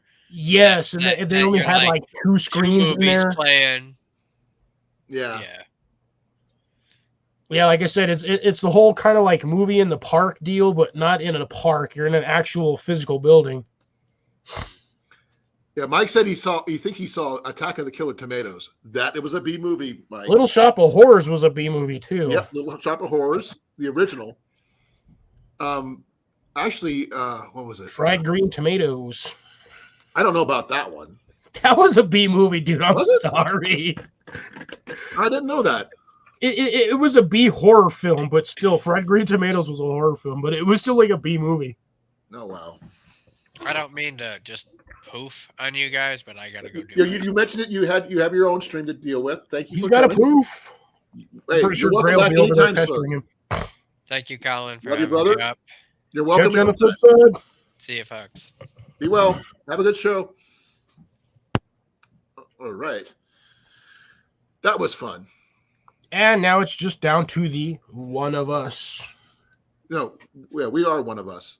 Yeah, that's what I'm saying. Now it's down to the one of us. Now, drive-in movie, B-style movies, Mike, you are totally correct because some of the best B movies were shown in the drive-ins. The Thing with Two Heads. Oh my god. Earth Girls are easy. That was a B movie, but that was like a blockbuster B movie. That had some of the like highest paid actors at the time when that thing filmed. Plus, you have Jim Carrey in there, bro. Like when he was in his like the youngest he has ever been. Oh, they in a had, movie. I mean, come on. They had Jim Carrey. They had Jeff Goldblum. They had Gina Davis. They had one of the Wayne's brothers. I can't remember which one. Marlon. I think it was Marlon Wayans. No, not Marlon. The other one. Oh god, I always remember Marlon, but I always forget his brother. Marlon is his younger brother. There's like 7 to 10 Marlon brothers, and this is the one who played Slappy the Clown on whatever in Living Color. Oh god, freaking Bozo don't play that. Yeah, He always the homie don't play Homie- that clown. Always Homie the walk Clown. around with that stupid sock with a tennis ball and slap people with it. Homie the Clown. Yeah, that guy. Yeah. Oh, he was also in the guys who did the reviews on movies, and they did the snap and Z formation. Oh yeah. The stupid white girl snap, or what is it? No, it's not even the white girl snap. It's the black girl snap. It's just like corner to corner to corner. I'm just like, Saturday the 14th was definitely a B movie. I've seen that one. By the way, there's still one drive-in movie in Iowa over in Newton. I do plan on going back and taking my wife there this year. Man, I miss those things, man. You get in for like $7. You can watch 2 movies. And then if you were hungry, you could just go to the concession stand and get some snacks, or you could just nobody cared if you brought your own and just sat there. Oh, I mean, it's like yes, $7 Rob. to get in. Caveman was definitely a B movie. You know who was in Caveman, Cliff? Caveman. Ringo Starr. I was gonna say that seems more like a Pauly Shore kind of thing. No, this is old school, and you wouldn't believe who else was in it. Mary Tyler Moore, Nope. Male actor. Rob Lowe. Oh, this is pre Rob Lowe. I have no idea then. But this one's from 1981. Yeah, I was squeezed out at that time. Okay, Barbara Bach was in that one. Who? Dennis Quaid. Oh, Dennis Quaid, man, how Shelley old was Dennis Long. Quaid? Like 25? He was really young in this one. He was blonde in this one. Hey, Heath, how's it going? Shelley Long was in this one. John Matuszak, the football player, the big guy. I don't do football. I find that. Well, to be he was honest, turning actor there. Hey, Dead Heath, how you boring. doing? Thank you for coming. Oh, there's another one that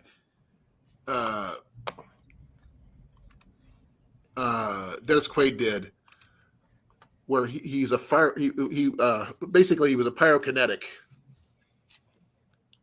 I'm not sure how many people know that particular movie. I may or may not have watched it. I just don't remember the title, and it doesn't seem. I'm looking familiar, it up. I'm looking it up now, so bear with me. It's been a while since I've seen that movie too. Just Google Dennis Quaid and all the movies. I already. What do you think I just did? No idea. I'm scrolling down the number of movies. He was in Stripes. I didn't. Oh, Yeah. Did not know that. Yeah, I probably spelled that wrong, but whatever. I remember Dreamscape. That was a good one. Enemy Mine, good one. Inner Space, still B movies. Wilder Napalm. That was the name of the movie.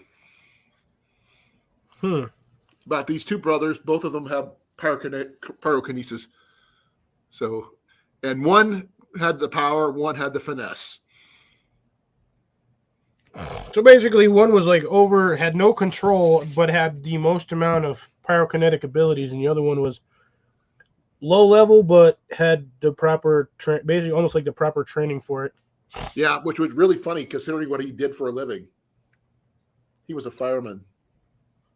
So he was the one starting the fires, to put out the fires, to give the fire department a job. No, the one without control was the one that actually got in trouble a lot. The brother who didn't, Oh, definitely, Mike. Definitely, that one was considered a B movie. Anything of the Meatball movies after the original was considered B movies. I loved Caddyshack. Caddyshack 2 wasn't as funny, but the first one was like, only because you had oh my god, what was that old dude's name? Which character? He was the one who was always giving everybody crap. Morty? He always wore the pink shirt and the really obnoxious golfer pants. From Caddyshack? Yeah, in Caddyshack. Are you talking about Rodney Dangerfield? Yeah, that's who I'm talking about. Rodney, it was awesome in that movie. I loved his golf bag. A drive-in with 2 screens? Wow. Midnight Madness sounds familiar. Watching movies at midnight. That's basically when I watched the Rocky Horror Picture Show. It would be shown at midnight, Friday and Saturday nights. Rodney Dangerfield also did Heartbeeps. He did quite a few other good movies. My favorite one is Back to School. Have you seen that one, Cliff? Sounds familiar, but then again, they've made so many movies with similar titles, they all just kind of sort of blend together. This is the one where his name was Mellon, and he went. His son started going back to college, and this is the kid. I think he was in Christine, about the killer car. So Herbie? No. The car's name was Christine. But Back to School has got some. He actually sang in that one. He played sang "Shake It Up, Baby," twist and shout, basically. Yeah, but he sang it. It was interesting, but it was also one of what's his name? He Who Is Iron Man. Robert Downey Jr.? Yeah, it was one of his first movies. He's really young in that one. Tropic Thunder. That was another B movie. Also starring Robert Downey. That's why I said when you said Robert, when you were like he who plays Iron Man. That's why I brought it up, because technically that was a B-rated movie. It was him and then freaking what's his name? Oh my god, I can't stand that guy, but he was in it too, and he was actually pretty funny. The dude who played the retard in one of his original movies before he was actually in Tropic Thunder, and the whole thing was you never go full retard. No clue. Oh, I didn't see the movie, so I don't know. I just happen to know he's in it. No, certainly. He was in one of the movies where one of his coworkers or one of the guys that he knew was a hand model. The dude had his hand inside the glass chamber to keep it pristine. Was not Role Models. God, what was he? Role Models is a good movie, B movie. I love that one. He had the look that he had was called Smolder, and that was the one that like put because he was a supermodel. Come on, I know somebody knows the name of this stupid movie. Oh, I didn't know that. Paul Rubens was in Midnight Madness. I'm gonna have to look that one up. I don't even know who the heck Paul Rubens is. Pee Wee Herman. Oh. So the guy that got caught Yeah. that doing guy. his thing inside of a thing that he shouldn't have been doing that thing in. Yeah. Oh. I got to look it up on Wikipedia because Wikipedia gives you actually a plot what it is. On Oh my god, I can't even remember a freaking dude's name. Oh my god. I don't care if there's a winter storm warning. I live in the desert. I remember Midnight Madness. That was actually pretty cool.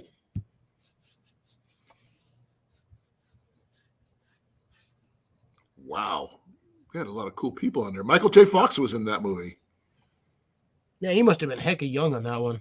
Deborah Klinger. Ben Stiller, that's the one. But he, man, I'm still trying to name a stupid movie. I can't, like, I have Are to we get literally back look on it a up. movie kick, a B movie kick again? Apparently, you started it, so you can't even blame me for this one. Hey, if it's a good topic, there's nothing wrong with it. Correct? Yes. Again, though, you started this, so it was Okay. Mandy, if you're wondering what movies we're talking about, Zoolander. ugh. The scene where he goes to the coal mine and he uses wet naps to clean himself. Yeah, and comes out looking like a freaking, like he rolled in a paint bucket. Yeah. No, what we're talking about is movies that were not blockbusters, but they were still decent movies or good movies to us.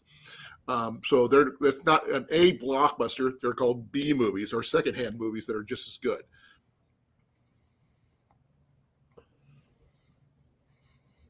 So if you have a movie that is your favorite that was not a blockbuster style movie, that because blockbusters tend to me don't have, they're like flares from a flare gun. They flash really bright for a while, then they go pop, and you don't hear about them again. So B movies are the ones that actually have the staying power that you can watch them over and over again and no issues.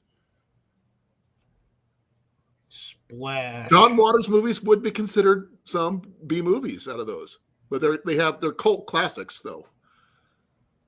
Oh my god, what was that one that was Willow is something actually one of the Mars? few who was a blockbuster, I believe, but it has the staying power. It's one of the rarities. So Willow is a very good one. Yeah, I was gonna say I wouldn't consider Willow a B movie. It had hints of it, but no, that's like a block. That's a long movie, but it's a good movie. That's one of the few that actually has the staying power to be good no matter how many times you watch it. It's sort of like watching Princess Bride. Oh my god, I love Princess Bride. Now that's a B movie right there. But the thing is, it's a blockbuster too because yeah, that thing is. I mean, we own that one now, and that's the most quoted movie in my household. I love the Princess Bride. I'm not sure if you've ever seen The Princess Bride, Mandy, but if you haven't, we can make sure you guys get a copy of it if you don't have one. You got to watch it at least once, just for the stupidity value. But I mean, as bad as that movie is, it is really good. Humperdinck. Okay, by definition of B movies by budget. But the thing is, I've seen blockbusters. Only one blockbuster I remember. I can't remember the name of it, but they only made the movie for $10,000. And I think it was the one where everybody's they're looking in the camera, they're running in the dark in the woods, and it's a horror movie. Oh my god, are you talking about the Blair Witch Project? Yes, $10,000. I tried watching that movie, and it's not the fact that I got motion sick because I don't. It's the fact that they didn't focus on anything for more than like 4 seconds, and it was just basically like watching a blurry movie. I'm like, I would rather watch static on my TV. Oh, she has not seen Princess Bride. Oh no, we got a remedy to do that. Oh, yeah. If JV's still in here, JV, you got to go find The Princess Bride on either DVD or VHS, and you got to watch it. Actually, I have an idea. Give me a second. Actually, you can just download it on IMDb. No, I think it's on here. Oh yeah, you know what? That's I forgot. YouTube has a lot of random free videos. The only thing you'll get is like you have to watch it with let's see. I'm seeing all the like short clips, but here we go. You can buy it to watch it on YouTube. It's an hour and 38 minutes and 27 seconds long, and it's one of Andre the Giant's last movies. Yep. And he was a pro wrestler too. Yeah. But he had a very rare condition that unfortunately caused him to be the way he was. Right. Pituitary problem. Yeah, something like that. But yeah, that dude was like 7 foot something or like 8 foot something. That dude was huge. Everything wrong with the princess. There was nothing wrong with the Princess Bride.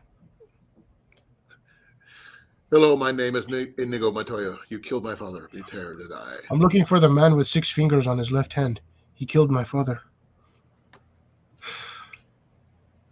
Yeah. Yeah, there's tons of if you just Google YouTube it, you can find it, and tons of these. Or if you have Netflix or any other movie, Prime Video, it's on there. I'm not sure it's actually on Netflix, but I can double check real quick. Okay. I've already got my stuff up. I just got to check Netflix.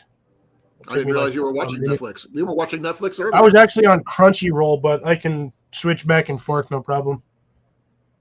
So I've got my controller here, and TV's right there. I'm going to ask you the same question as well as Blake and Grace. Come on. What is your favorite B movie of all time? I have several that I prefer. The Last Dragon is my favorite action style one. The one is with the most classic lines is Knight Riders, and I will explain that one in a second. Oh, yeah, I hit that thing already. Oops. Come on. Spelling would be nice. I'm not sure if anybody's ever heard of Knight Riders besides me. Well, you showed me a few times, and I just wasn't around old enough to be when it was there. It was 1981. I told you I was barely squeezed out. It was directed and written by George A. Romero. The Princess Bride. And it starred... sad. It is not on Netflix currently. It starred Ed Harris, Tom Savini, if anybody ever watched any of the... what was that vampire movie? Which one? That narrows it down to like 2,000. Oh, the one where the Interview with a Vampire? Huh? No. Interview with a Vampire? No. This is where these family moves to a town, and these basically they're vampires on motorcycles. And the theme song they use, "People Are Strange." That song is like... Give me a second. I'm looking up Tom Savini. He was in that movie. Anyways, as we're looking up for this, I'm searching Princess Bride.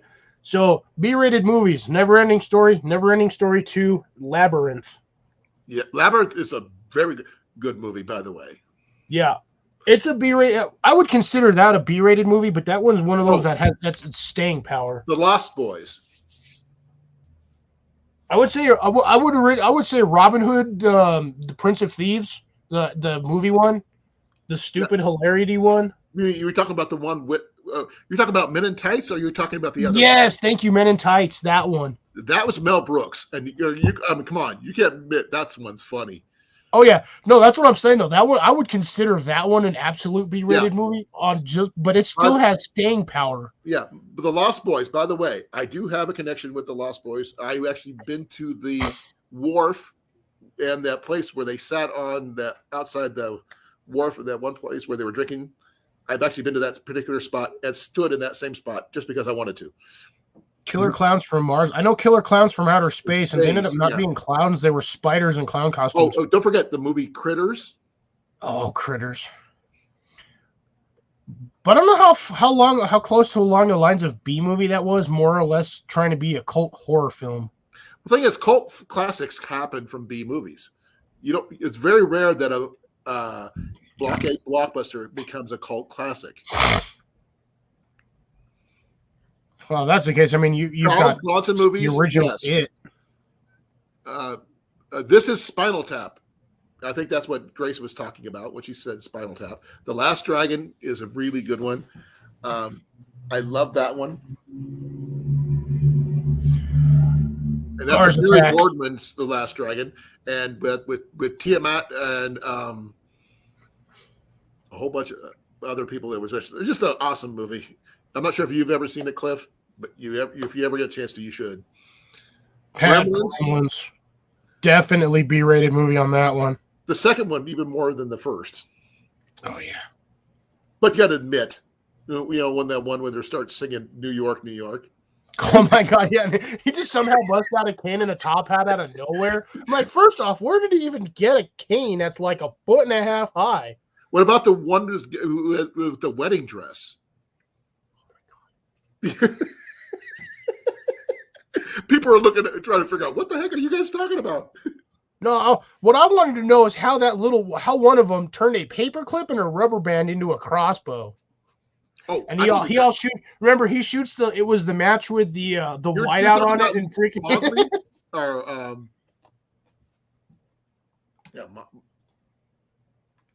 Gizmo turned it into a crossbow, and he wore the bandana Yeah, he was all hardcore gangsta. What's up, Daniel? He was doing his version of Sylvester Stallone. Yeah, and then what's it was this Gizmo Kaka, and then he just kicked him. Yep, he turned into Rambo. Yeah, thank you for coming, Daniel. I didn't know you were in here, but hey, Blake. And then, oh my God, what was it? I liked the scientist-y one. He was kind of hilarious because he was just chilling in a lab, just randomly doing stuff. Right. Did not even care about anything else. He's just over there mixing crap together. I was like, the one who combined that DNA with the sunblock and turned into a gargoyle at the end. Yes. That was actually kind of cool. Bruce Leroy, yes, that's the one, Heath. Oh man, if I could stream that and not get blocked or shut down, I would stream that one here with you guys because that's just an amazing movie. It's one of my favorites. Well, that's sad. Netflix doesn't have it. So try. Actually, I'm gonna try something else here, just because I want to.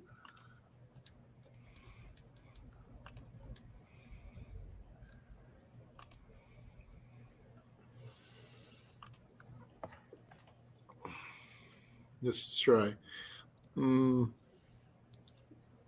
looking at The Princess Bride, right? Yeah, it's definitely not on Netflix. That's for sure.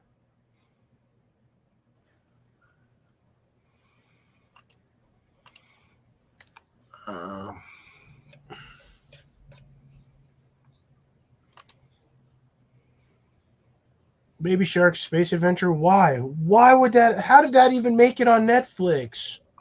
What in the fish? Yeah, original Ninja Turtles, the first 3. I would consider those B-rated movies, but at the same time, those are like blockbuster movies. Right. Ooh, what is this one? Slight remake. I might consider watching that. I could not stand the recent remake they did of Ninja Turtles. I mean, that was bad. The one they did with Stephen Amell? Say something like that. They just looked really, really funny. They did. It's like they tried way too hard to make them too realistic. Okay.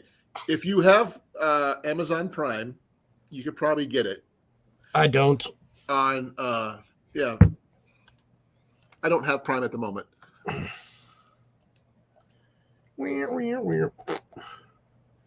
Do not man. surprise me. I'm still going to watch that just because I have nothing else to do tonight after this. What are you gonna watch? It's called The House, and it's like this weird animated, like, I don't know. It's kind of hard to. You'd have to like look at it on Netflix. It looks really deranged, but I'm going to watch it anyway.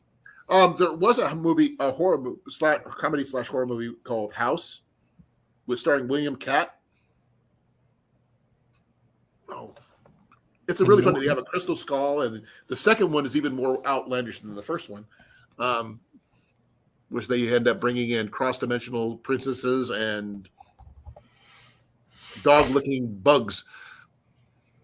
Well, there's a TV series. I will be right back. I have to go use the latrine, as the saying goes. And I'm also going to pick up some salsa for chips and salsa. 1977, HBO on almost 2 hours. I'm assuming that's the one he's talking about. Got a weird, funky orange cat on it. But I don't know. But yeah, so for those of you who have probably seen it on Netflix, it's just a I don't know. Depends on what everybody's recommendation things are on there. What you standardly watch on Netflix is what the stuff pops up with. But it's one of those. It's kind of, you know how people make those animals, but they use needles. It's like needlepoint, but they use like fluff, and you just keep poking it until it's like a little shape. And then you add other colors to make other things like ears, eyes, and all that.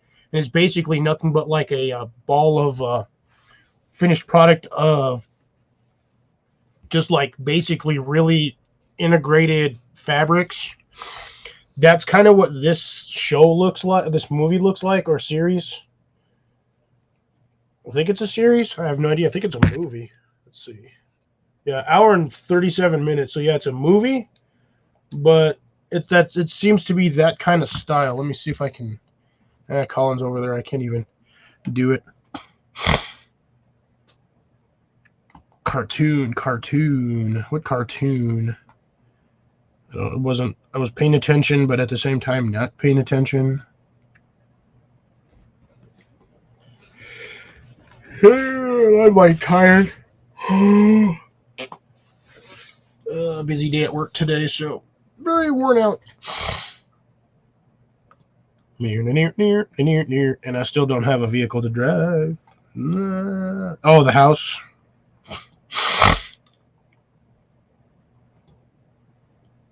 Yeah, it looked just interesting. There's the night house, just house 2, second story. The deep house, so that must be in the basement.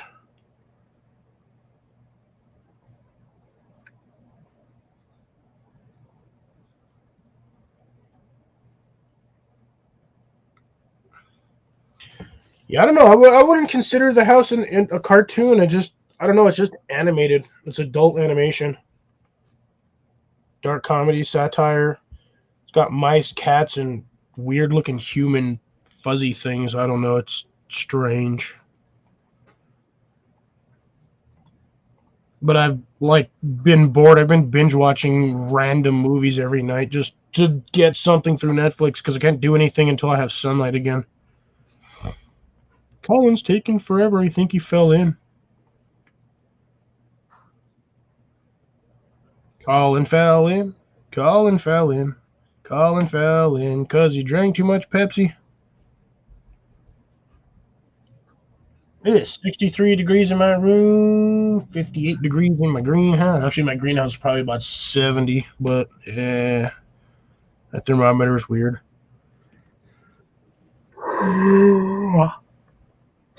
And I'm hungry.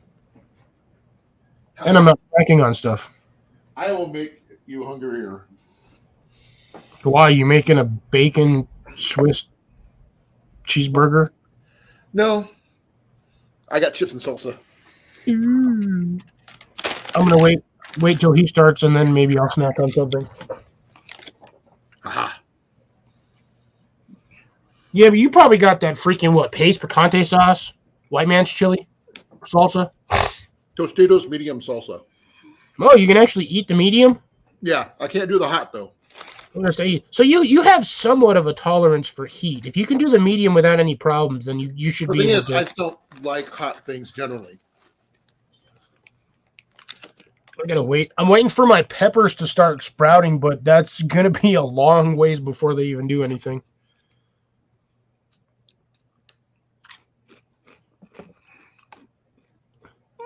Tomorrow you're on candid camera. GoPro start. I got it shut off.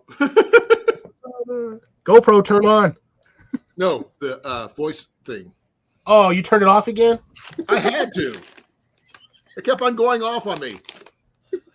Don't turn that thing on near me.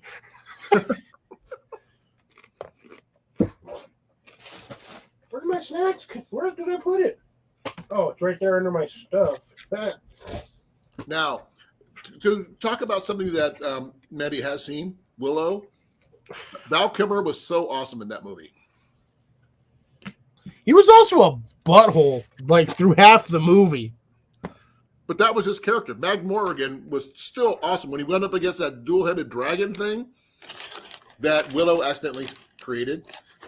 Willow, you idiot. That was a good call.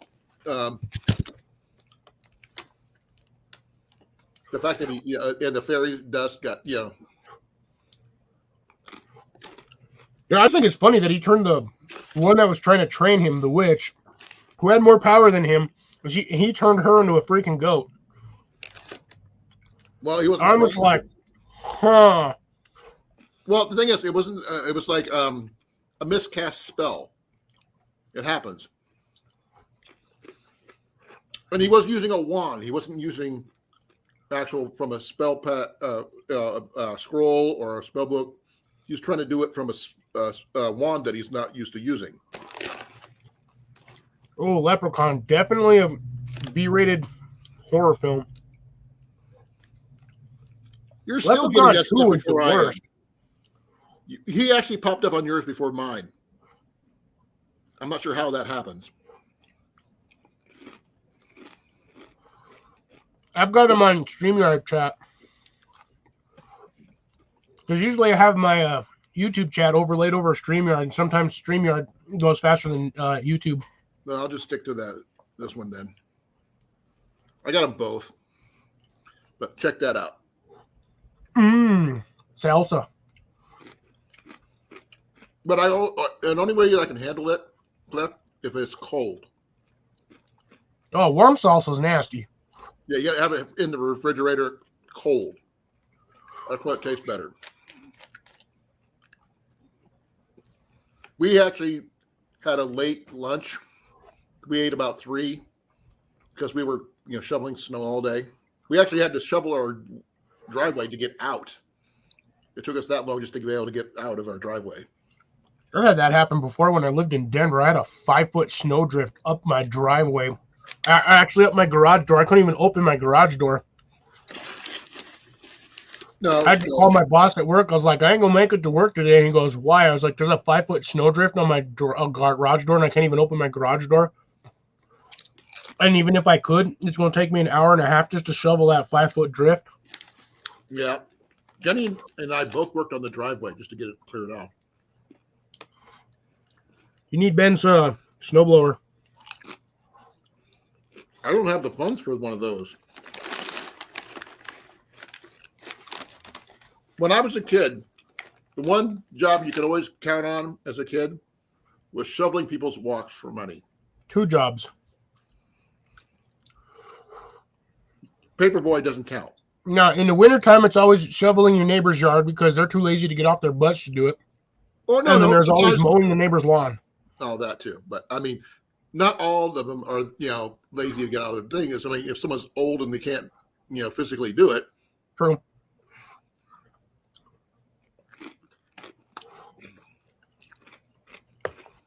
And same thing, my mom and dad actually used to help the neighbor kids with something with the mowing part.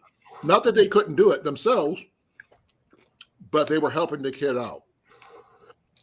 That's learning life lessons when you let them do that. Yeah.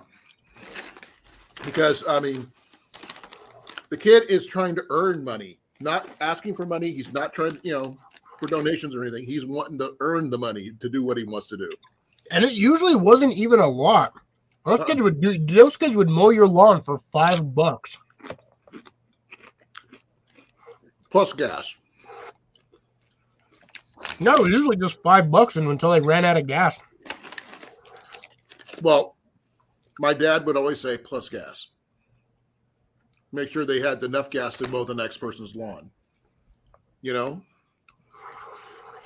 Most of those lawns back in the days were small enough. You can mow 3 or 4 lawns on 1 tank of gas. We had an acre back lot. Ooh.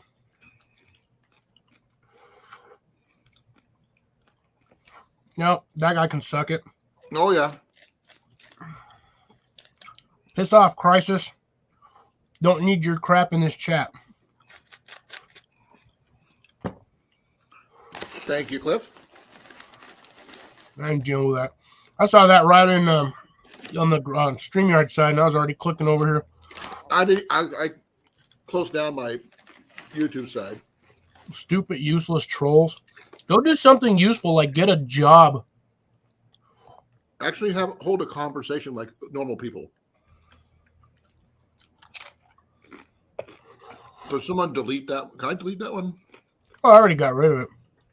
Oh, I know that. Can't delete it on the StreamYard side, unfortunately. I blocked him. Oh, there you go.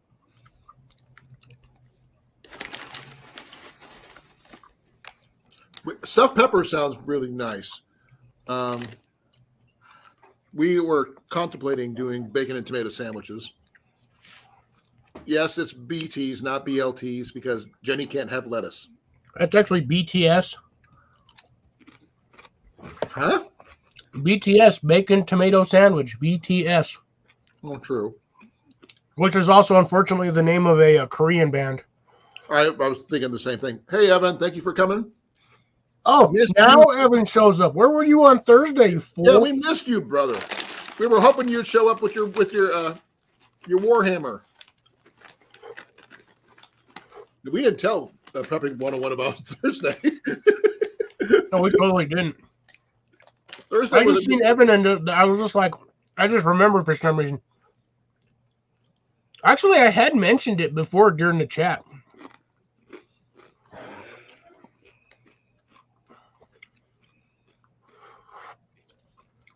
BLTs. Okay, who's Rob C?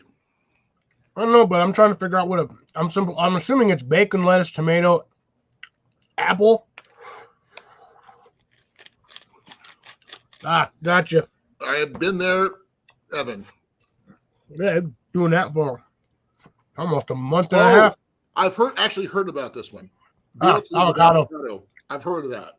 I'm not into avocado, mind you, but I've heard of it. Avocado's considered a superfruit. So are bananas. Ate enough of those. Unfortunately, I ran out of pistachios.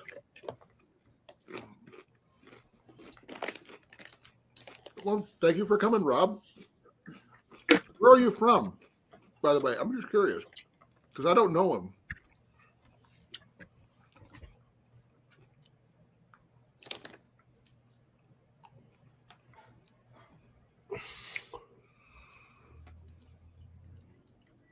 Okay.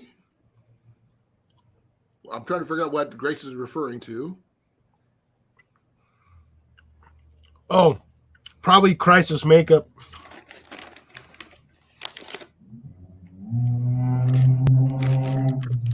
What the heck? Rice burner. Oh. And the sad part is my window's closed. Well, one of the things I'm not sure if you caught this earlier in the beginning of the chat is that Jenny and I got our Sam's Club membership back yesterday. Yep. And I actually saw some really interesting things I could use for bushcraft in there. Interesting.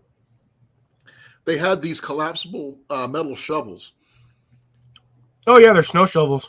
Yeah, but they're like half the size, but they're actual metal, so they're stronger than the average shovel. Yeah, they're usually about a foot wide, foot and a half wide, or about 14 inches wide.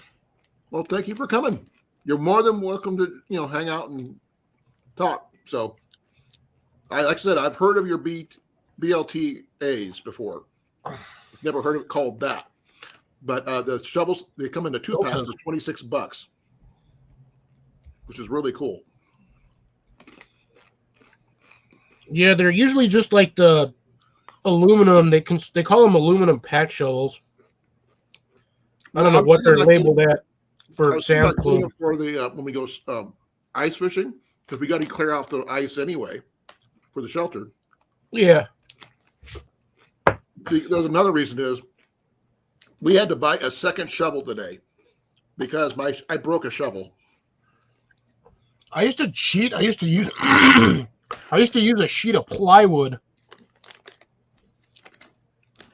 I'm from Which Iowa. was great until you hit the crack in the driveway where they put the concrete seams. Yeah, that's what it's happened. Great up until you hit that, and then you slam right chest, like straight across the chest with a sheet of plywood.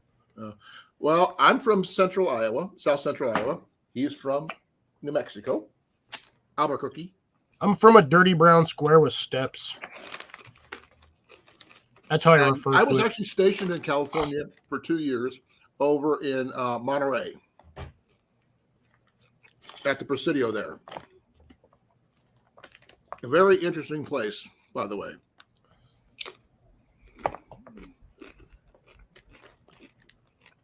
I learned to love backpacking there. Grace, I thought you were in your house. She is in Indiana. I live in the state of New Mexico, but I'm inside my house. Because I got to be hilarious. Grace is inside the state of Indiana. Right now, we're just joking with you for the most part, but you're more than welcome to hang. Hey, if you want to come out and visit us more often, you're more than welcome. We talk about pretty much any subjects except for politics for the most part. And pew-pews. We limit pew-pews. We can talk about them, but we can't show them too much. Oh, man, that went down the wrong way. Nude Mexico. I'm just kidding. I still haven't heard from Johnny, and I texted that fool over an hour ago. Just call him. Yeah, if he's asleep, I don't want to wake him, or if he's at work, because he's probably not going to answer his phone if he's at work. Well, then you'll get a voicemail, and you can leave him a message that way. Yeah, he'll text me back when he gets the message. You want me to call him? No. Actually, I was trying to figure out when I sent him. It's what? Oh, that was almost 2 hours ago. Oh, well. He'll get the message in the morning, and he'll probably send that at like 3 in the morning. Yeah, I was checking my... Oh, man, it's still right down the road. I'm going to wait 3 weeks for a new season, man. This sucks. For what? Oh, the animated show called Kid Cosmo. Okay. It's on Netflix, which is pretty decent. Season 1 coming the 28th. Cool, more stuff for me to watch. Yay! I run out of stuff on El Paso, Texas.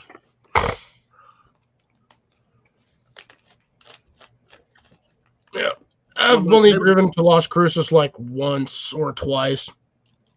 When I was in high school, Cliff, I think I told you this story. My family were going out to visit my sister in Arizona.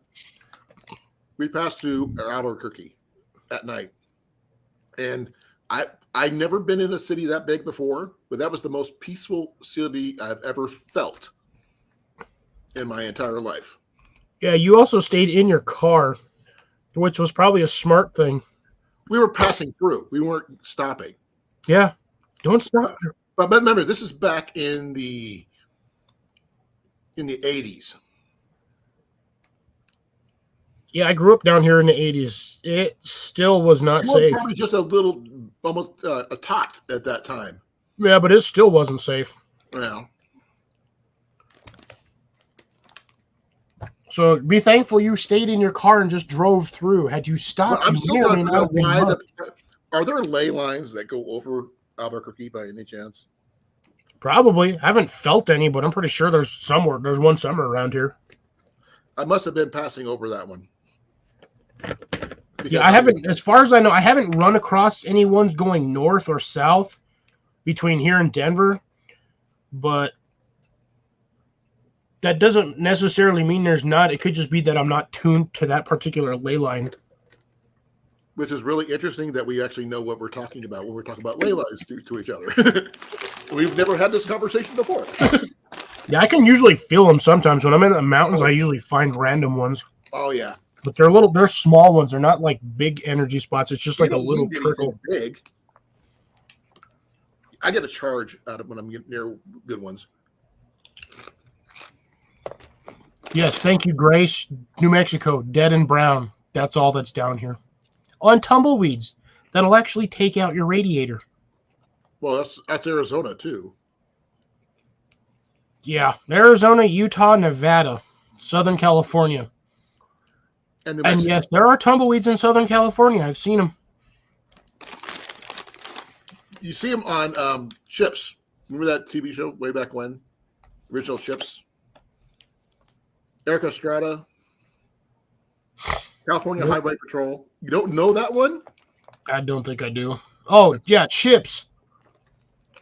I thought you said ships, as in like boats that go on the ocean. No, no. Yeah, I remember chips. Which doesn't make any sense why they called it chips, but they never had an acronym for the I. That's what the people who lived in that area called California Highway Patrol, motorcycle drivers. Well, yeah, Rob, Southern California is basically where they have that stupid desert at. The freaking, oh my God, I can't remember the name of it.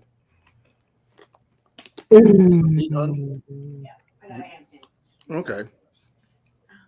I might consider getting one later. I forgot the name of the stupid desert when you're going through California and you actually have to have, constantly have to have water because if you don't, you break down, you're done. Mojave? Yes, thank you. Mojave. That's what I said. I was stationed in Monterey, California for 2 years, and I traveled all over the place. But my favorite place was up at the Redwood Forest near, where was it?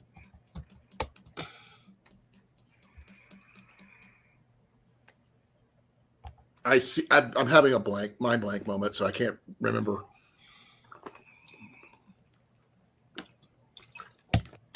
Just to mess with Grace. Oh, okay.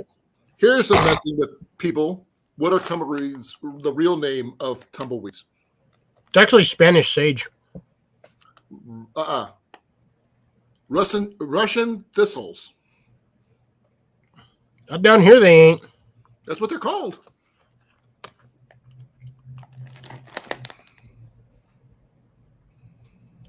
We don't have Russian thistles down here. Those things are not thistle bushes when they're.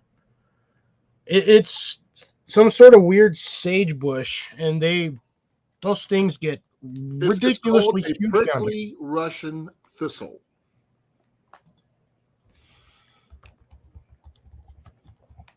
Another name for it is also wind witch or saltwort. Yeah, it is Russian thistle. Well, ain't that something? Told you. That dude's whole house, looking at the pictures, this dude's whole house is just covered with tumbleweeds. Yep. The It's things New you Mexico learn barbed about wire. They consider it New Mexico barbed wire.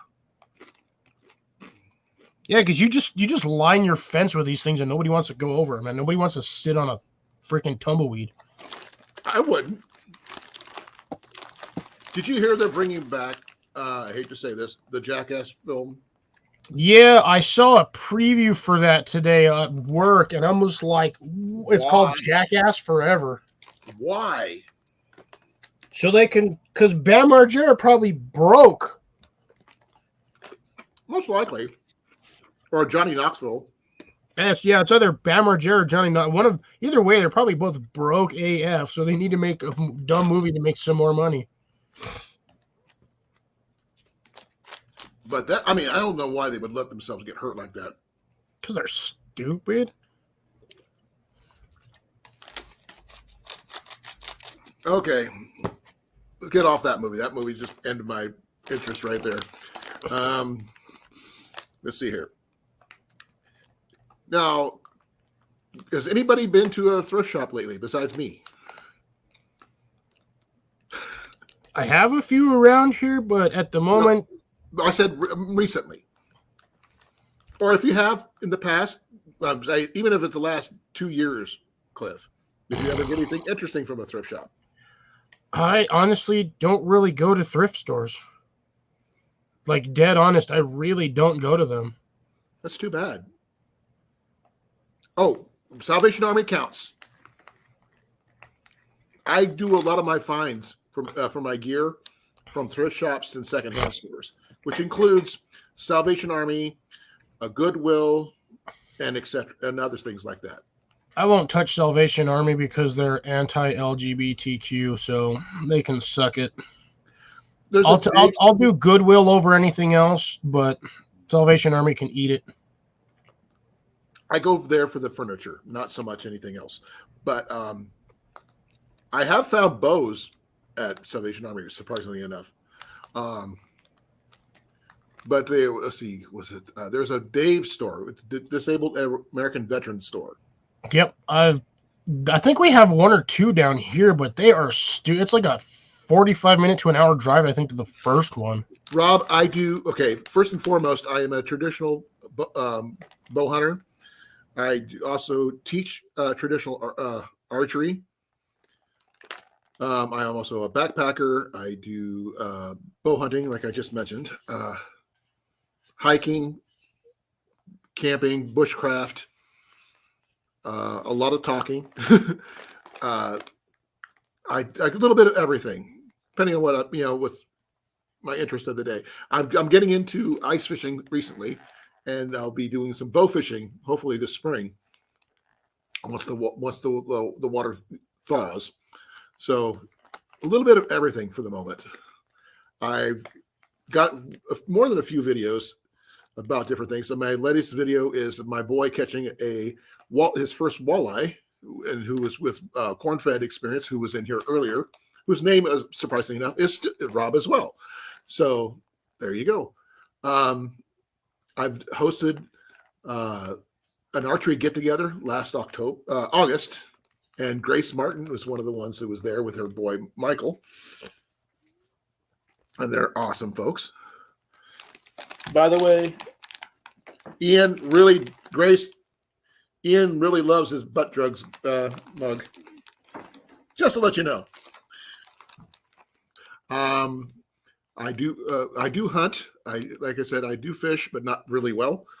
I do go trout fishing when I go backpacking. I carry a collapsible fishing pole with me wherever I go for that. Yeah.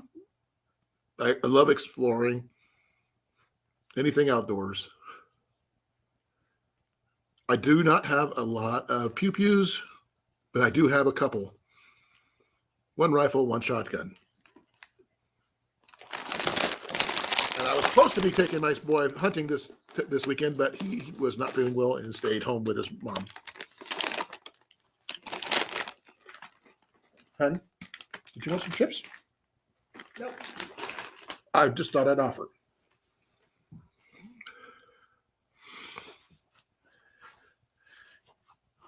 Yeah, Jenny's more of a glamper. I also do medieval reenacting, rendezvous. I'm a off again, on again member of the Society for Creative Anachronism, a medieval reenactment group. I run an archery range at Renaissance fairs.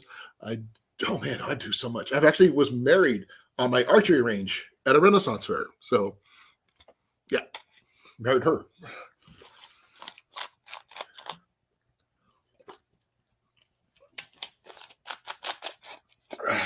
One dead.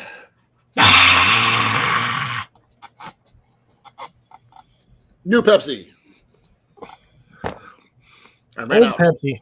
I finished one. I opened up a new one. I forgot what I was doing on my computer and the buttons went away. No, Rob was asking me what kind of outdoor stuff I do, and I was telling him.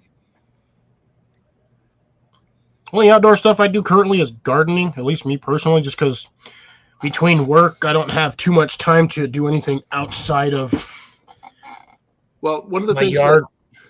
one thing we were planning on doing with you this, hopefully this year, if you, man, the chip's getting caught. But we hope we can get you some time off from your work is go to Denver. Hopefully. Gotta get employees.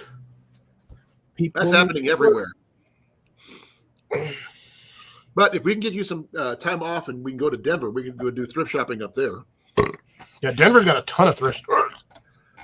Now, here's the thing. If we do that kind of video, we're actually going to have to look for specific things, and actually do something with it. What do you think? We could. There was a channel I watched. I don't remember. They were brothers, and they did a thrift store challenge. They basically had to buy stuff from a thrift store and do an overnight, like a overnighter. Well, thing is, it may not be together though. We're only there for about a week, and I don't think we could really do an overnighter with the stuff we find in less than a week. Hey, Especially you with should Jenny buy with it. us. I'm And telling you, they got in Denver. They got some huge thrift stores, like huge. I bet thrift. they have a lot of backpacking stuff there, and they make it. I mean, we could find some tents, some sleeping bags. I bet the cookware is just through the roof. Maybe find some good titanium stuff. Maybe I don't know. We already have the basic ferro rods and I'll have my strikers and stuff like that. But I wouldn't mind getting some new wood gas stoves or something like that. That'd be kind of cool. I can't remember if it was you or Tyler, but somebody found a $500. It was like a $500 axe head at a thrift store that they paid like $20 for. That was probably Tyler. Yeah, That wasn't me. I just No. remember that. I'm like, dude, they had no idea what they had. If he just paid like a handful of dollars for it and had a $500 axe head. Me, I I was think it was like looking the 1800s or something. I found a really nice backpacking tent, but I went to go get the money. By the time I got back, it was gone. Sometimes it happens. And that was at a Salvation Army, by the way. But this particular branch does not even exist anymore. It was one of the biggest Salvation Armies I've ever seen. But that would be the one thing we could do. Stop sliding down, dang it. Now, we could start off with we have a checklist of 10 items we must find, and with a budget, possibly. Yeah. Or we just go with no budget and just find those items that we need, the best that we can find. You know. I gotta stop. I like playing with this thing. I don't know why. What is it? My rope lighter. Which trench lighter? Yeah, at first I thought was very wrongly named because I can't. It's been a while since I've read cursive, and I saw that and I was just like, I don't know about that. Yeah, my boy can't read cursive either, and that's a shame. No, I have by work. Well, close to work, I have an antique shop, but I mean, you're just gonna find like trinkets. You're not gonna find like clothes and stuff. No. I mean, one of the things we could do is how much of a budget were we thinking? How much we were willing to spend, or how much we could just get it on the cheap? I'd say $100, but that may or may not be out of certain people's budgets. So, well, it was just you and me. I could probably swing it. Maybe 50. Nah, I'd go for 100 because and you can't start with the stuff you already have. Or are we allowed to use some of the stuff we already have, like a pack at the very least? Remember, I don't have a hidden woodsman pack or anything like that. I don't either. I have a haversack. That's all I got. Plus my other bags, but I've got that little, the tuckaway pack that I won from Jason McDaniel. But I've been half tempted to buy one of his like 35-liter bags. But the problem is I'd have to buy a frame for it because some of those are you require an internal frame or external frame to sit on those. Right. Kind of like an Alice pack. I've got an Alice pack. I got the medium. one. That's what I was using for my bushcraft stuff for the longest time. But we could make sure that if you don't have a pack, you would actually have more money to spend, but to buy a pack of some kind. Nah, I just say use a packet you have. If you have one, use it. Okay. I'd say excluding pack, find the rest of the gear we need. Okay. Because it's kind of hard to carry stuff. You want to be able to carry it without having to spend extra money on a pack you can't find. Yeah. But the thing is, if we're going to be in Denver, packs are probably going to be plentiful. Oh, those things are everywhere. I mean, like I said, Denver has a huge REI. No, but I'm not going to go to REI, though. I'm going to that REI. I love that REI. They got all kinds of stuff in there. Well, I don't have a membership to REI. You don't need one to walk in. Well, I know that, but still couldn't afford anything. The only thing that membership does is when you buy stuff, it gives you like a small percentage as a credit. So like if you buy a lot of stuff, you can get some stuff. I've gotten free pairs of shoes from there before because I bought so much stuff that I had a in-store credit. Right. But I mean that's all you're really getting. So you buy something that's like $10.50, you're getting $1.05 as a credit. Okay. Also, another thing to add to Rob's question about what other outdoor stuff I've done. I also have done magnet fishing, and with my boy, metal detecting. So I've done a lot of different things.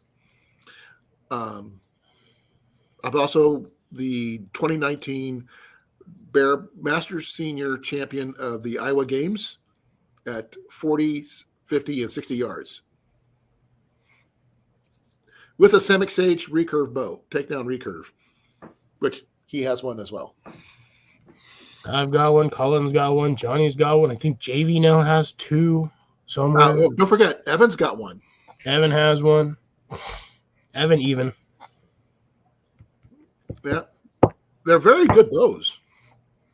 Johnny loves his, so does Evan. But Evan didn't buy his. His was a gift. And they're not bad bows at all. No, they're pretty on the for a recurve bow. They're on the cheap side, but it's still a phenomenal bow with enough modification ability to make that a ridiculously good bow.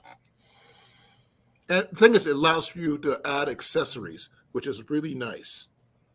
That's not bad, but I do have an REI here. But well, Grace, the REI wasn't even part of the thrift store challenge. I'm just saying that we have a big REI here, and I want to take Colin to that REI because it's a huge REI. Don't get me wrong; I will still go and just to go, like geek out of all it's the stuff. A massive REI, and actually not too far from REI, there's a couple of bike shops, which is funny, and then I have an actual canoe shop down there somewhere. I don't know if it's still there, but it might be. I would love to get a canoe, but I don't think I can afford one. Well, it's like a canoe / kayak because I mean that REI is big enough. They actually sell canoes. Yeah, I prefer canoes over kayaks. Ooh, actually, where I'd love to take you is the actual Bass Pro Come on, Shop. grab that one. Say what? Give me a second. Maybe I can go fuck himself too. Pardon my French. I already blocked him. Good, he can go hide away.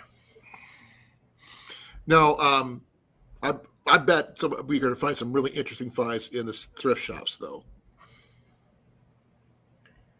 Now, if I could find that one Optimus. No, sorry, that was you clicked it and I clicked it accidentally on hit him, so he's hidden now. So don't click it again. I blocked him already. I know, but you hit him and then I did it right before it went away, so I actually accidentally unhit it. Oh, now it's completely done. Okay.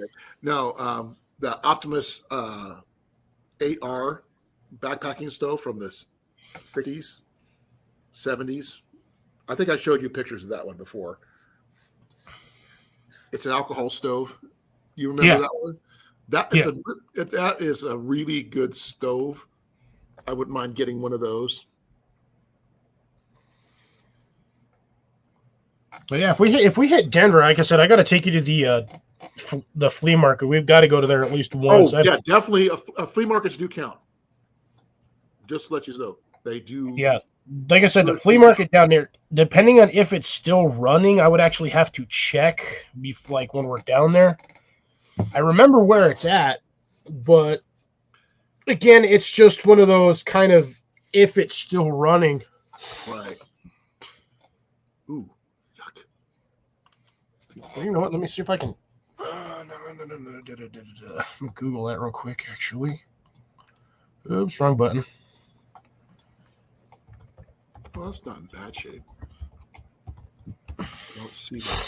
Yeah, there we go. Mile High Flea Market. Forgot the name of it for a moment there.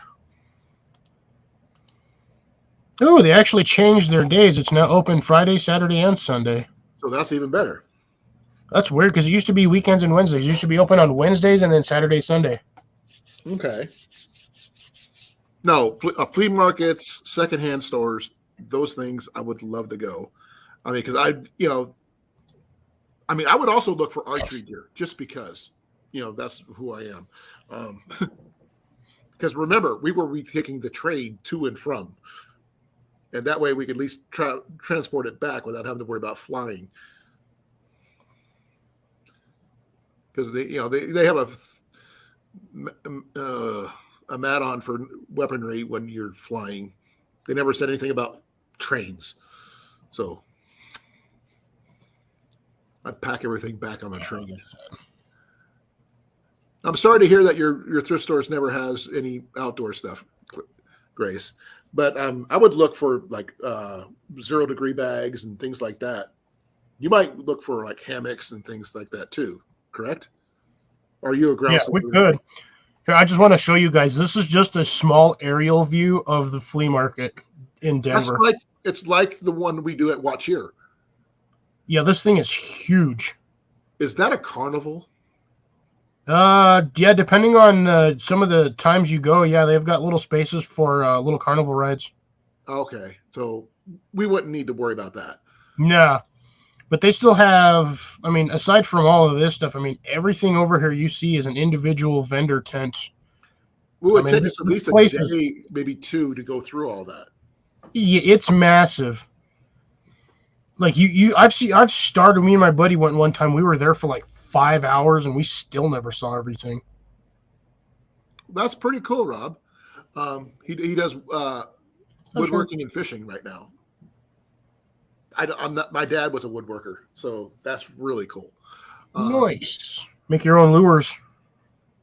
Duck calls and rabbit calls, and all that kind of thing. Turkey calls. Yeah, we're not doing that again. What? Like doing a turkey call on a live again. What's going to happen? A turkey going to show up?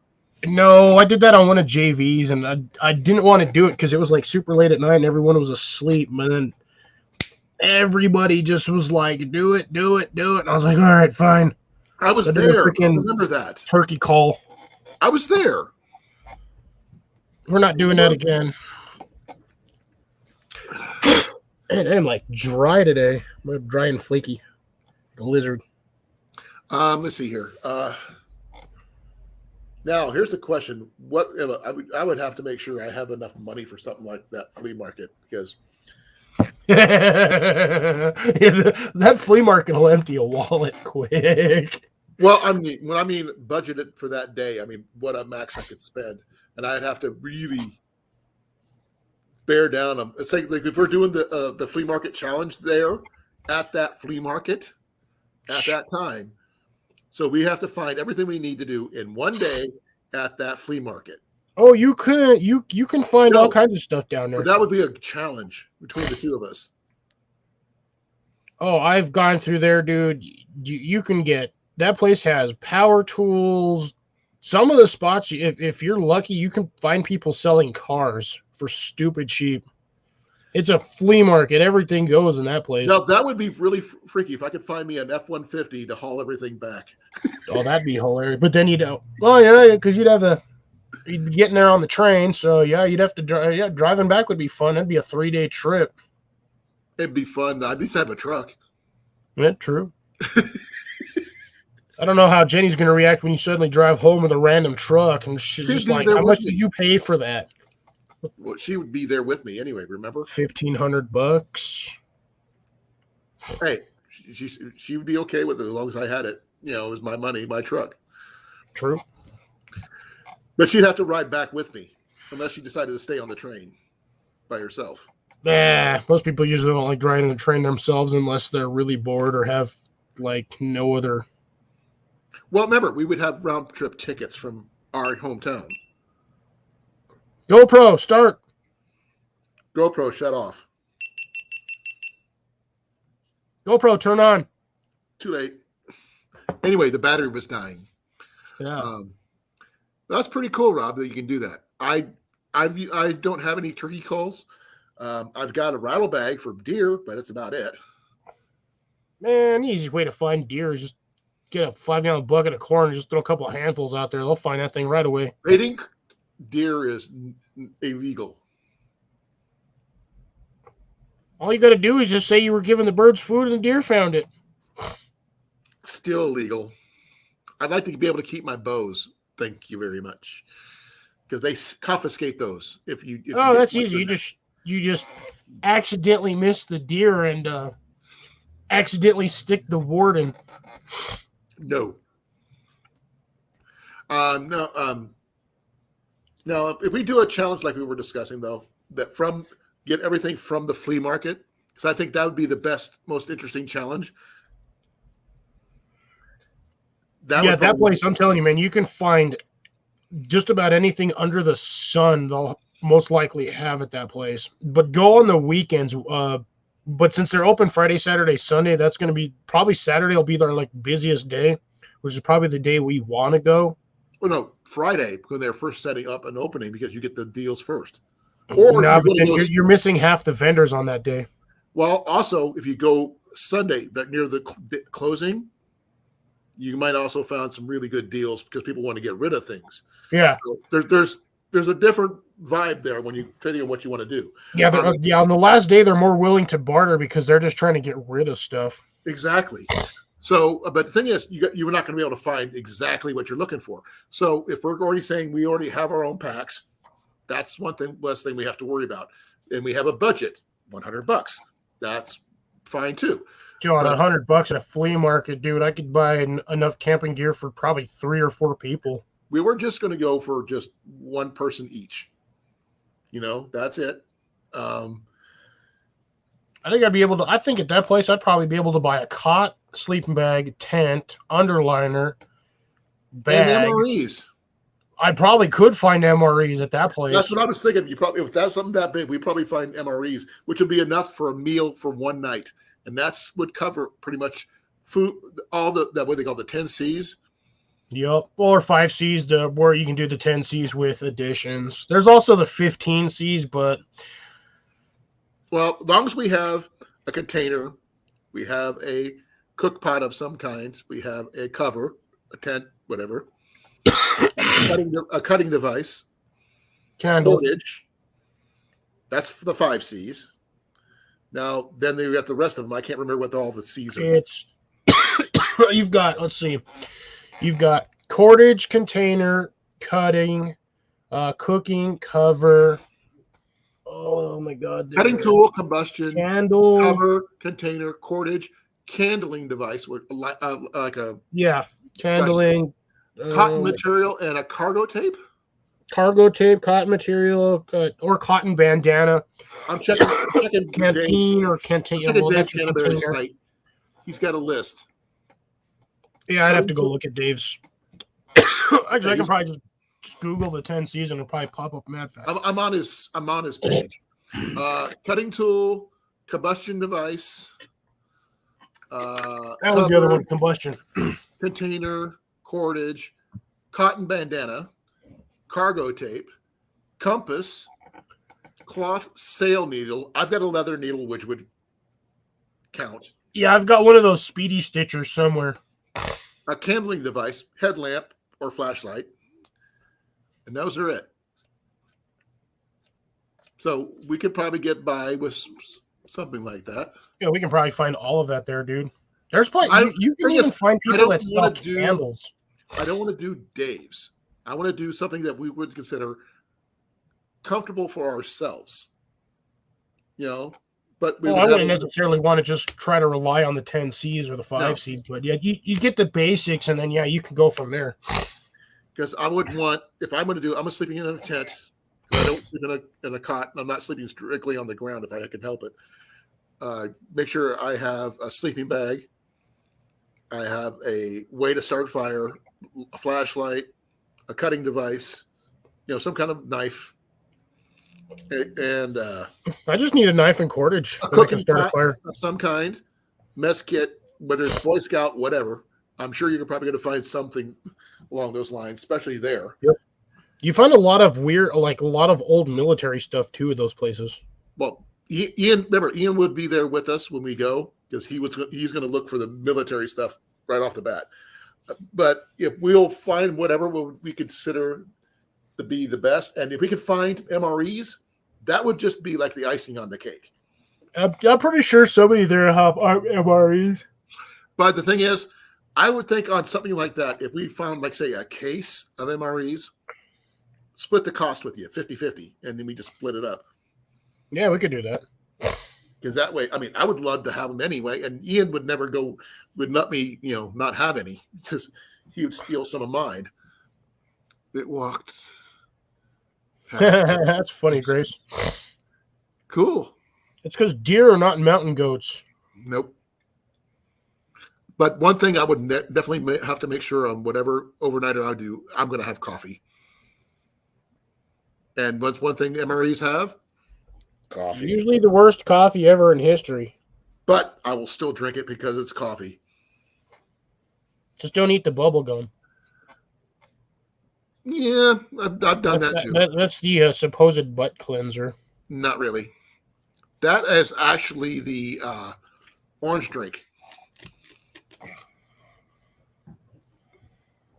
And if you're having that kind of problem, then you eat the peanut butter or the cheese.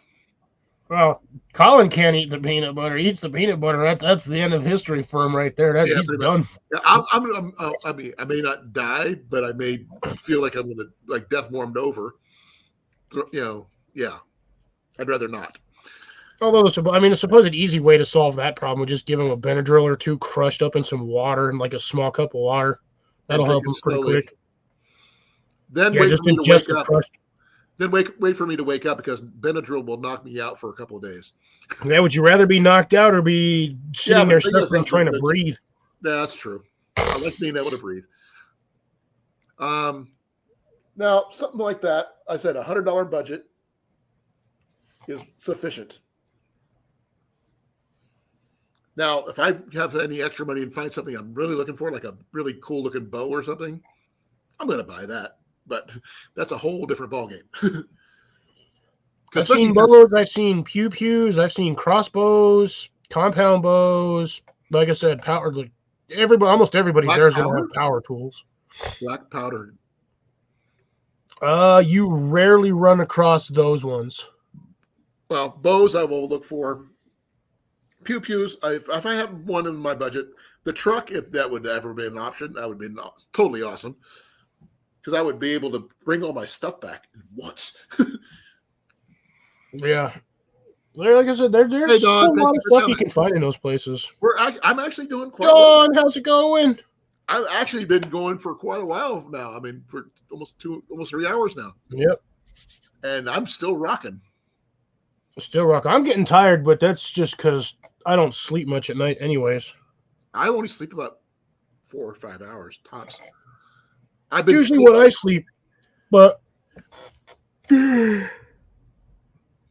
was trying to hold on until my back is back to normal. It's almost back to normal. I still got a little bit of a twitch back there, but I'll sleep better once that thing stops hurting. I actually saw something at Sam's Club that I was considering getting. Melatonin. Gummies. But the thing is, it's supposed to help you sleep. Yeah, melatonin gummies, they just basically knock you out. I want to see if I can get a full night's sleep. Oh no, that's not good, Don. Not good at all. Sorry to hear that, Don. I hope he recovers quickly. Yeah. I got stung by a hornet or something while we were at the archery get together. It got me really good on the arm, right there. Yeah. You guys can't see it. I got stung by a wasp and it left a brown spot on my arm. It's been there since I was like 5. Maybe It's not necrotic. It's just a random brown spot. Never had it before until I got stung by a wasp. Maybe it's the stinger still in there. Yeah, no. If it was, I'd be still feeling it. But no, it's just a random brown spot on my skin now. It like literally just discolored my Best skin. wishes for your grandfather. At least you still have one. I haven't seen mine since I was like 8. 14 for me. My grandmother, I was 17 when I lost my last grandma. Mine's still kicking. But I was in her like 74, 75 when she passed away. So That's what she said. well, at least that's what she told me. No. I'm talking to Dawn's comment. Oh, well, that's what she said. I think it's been hard. That's what she said. I'm trying to make light of the You're situation. getting loopy I know now, it sucks, there, but Jeff. You're getting loopy. So, gotta hurry up with the second season of this already. Netflix, man, I'm tired of waiting. I was watching several reality shows. One was called Rust Brothers on Netflix. Rust Brothers? Rust Brothers. They do car restorations and stuff like that. And this is a Canadian show. And one of the characters on there, one of the cast, I should say, is a 17-year-old girl who does body work for the main boss. She brought in her Chevy to be restored and upgraded to being a mud truck. We're going mudding. She got it done, and then she painted the whole thing pink for a reason. You wouldn't believe why. Probably some stupid reason. No, the stupid reason would be the fact is she didn't want people saying, "Oh, is that your boyfriend's truck?" When you see this tiny little girl coming out of this big lifted pickup truck. Yeah, I just think that's overcompensating for something. When people do that stuff. I mean, I can understand a small lift kit, but when your truck is like 4.5 feet off the ground, No. with Hers stupid is not tires. high. It was a 6-inch lift, but the thing is, she wasn't very big to begin with. But she even did the Chevy logo of the Chevy pickup that she had in pink. But she had no one could say that the truck was not hers. Andy's comment. I just don't like the color pink. I'm not a fan of pink. Neither is Jenny. We prefer green. Either green, black, or dark purple. I like gray. I like this color green. This is pretty good. Remember, for 16 years I wore military green all the time.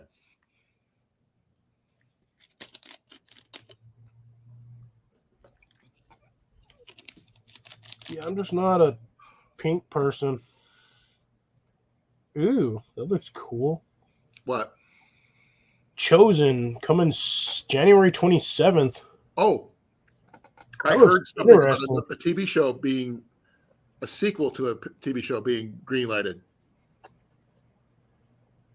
Give me a second. Quantum Leap. Ooh. They're bringing it back. They never really finished it off, which sucks. Exactly. That's why. Because he never managed to make it back home, and it was just like at every end of every episode, all they said was his next leap could be his next leap home, and that was it. That was the final episode, and they just left it that way. Yep. Hey, Tiny, thank you for coming.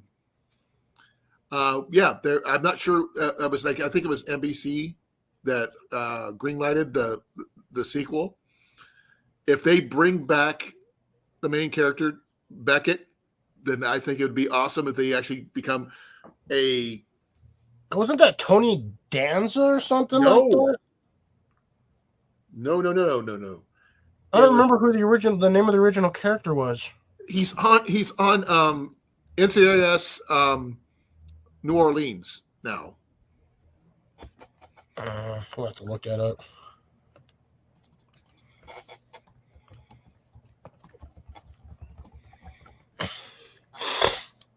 Oh, Scott Bakula, that's right. Yep.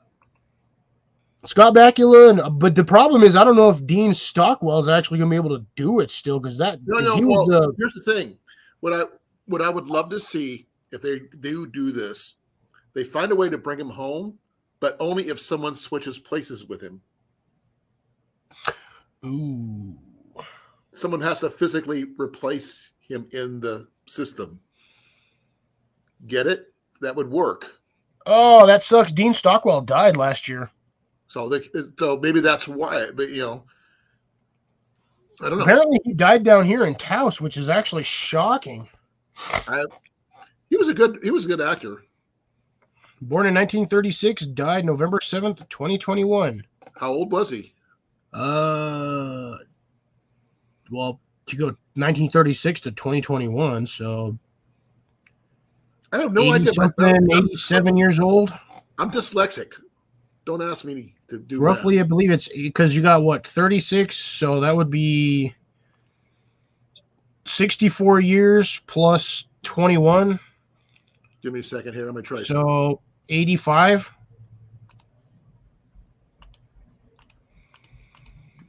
He was 85 when he kicked it. That's fairly old.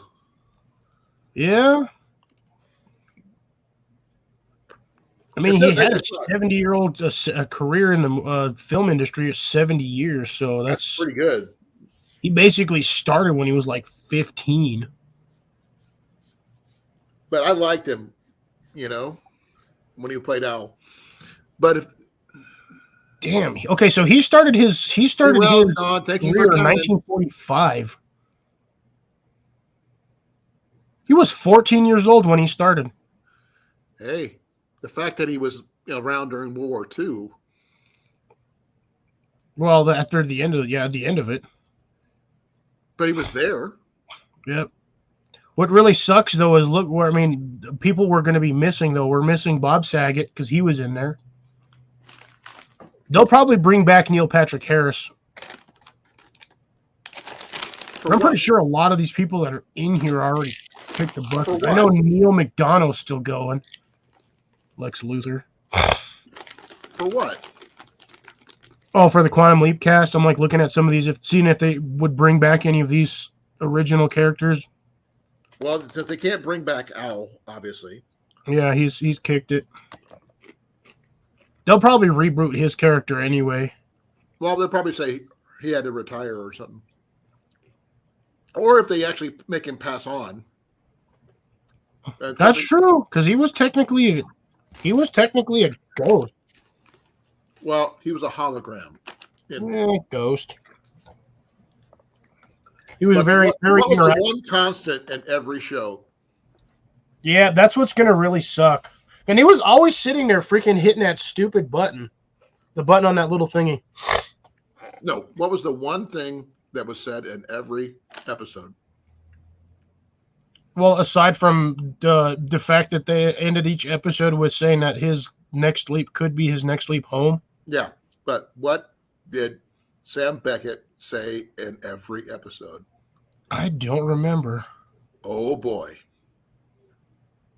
Every episode. Oh, yeah, that's right. It's like the first 2-3 minutes in it, every time he changed characters and he looked in the mirror. Oh, boy. That poor guy was a female in so many episodes. He was just some random hooker, some random bar chick. He was pregnant in one of them. Yup.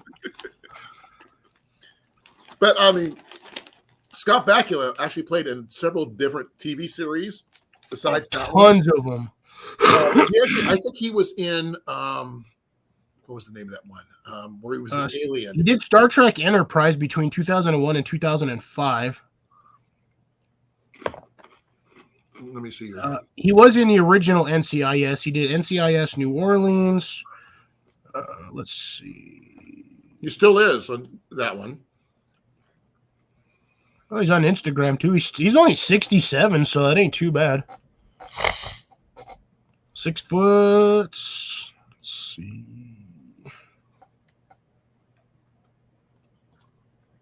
There we go. Let's see. Here we go. Necessary Roughness, Men of a Certain Age, Lord of Illusions, Mr. and Mrs. Smith, Chuck, Major League, Cats Don't Dance, Above Suspicion, The Informant. Oh, he did The Captains. I never did watch that. I never. No, where was that one? I don't even see that one. 2011. I don't. I see Men of a Certain Age, and I see. That's it for 2011. Oh, I forgot he was in Murphy Brown too. Jesus. He was. Yep. When was that? 88 to 98. Man, that show ran for a full-on decade. Murphy. And I remember watching Murphy Brown. That Murphy show Brown was on this one. raunchy. Oh, I got to go way back. I go further. Looking, Life as a House, Invaders, Elsa Peter and Fred, Hunt. Bachelor, Papa's Angels, Blue Smoke, Summertime. I didn't know he was I barely remember half of these. I know he was in Matlock. one of his first ones. I actually remember the Disney Sunday movie back in the day, back in '86. That's the year I graduated. He did I Man. Yeah, I just seen that. Where'd that go? Yeah, I Man 1986. That one was an awesome movie. It could have been a total series if they would have allowed it. And I would have watched it.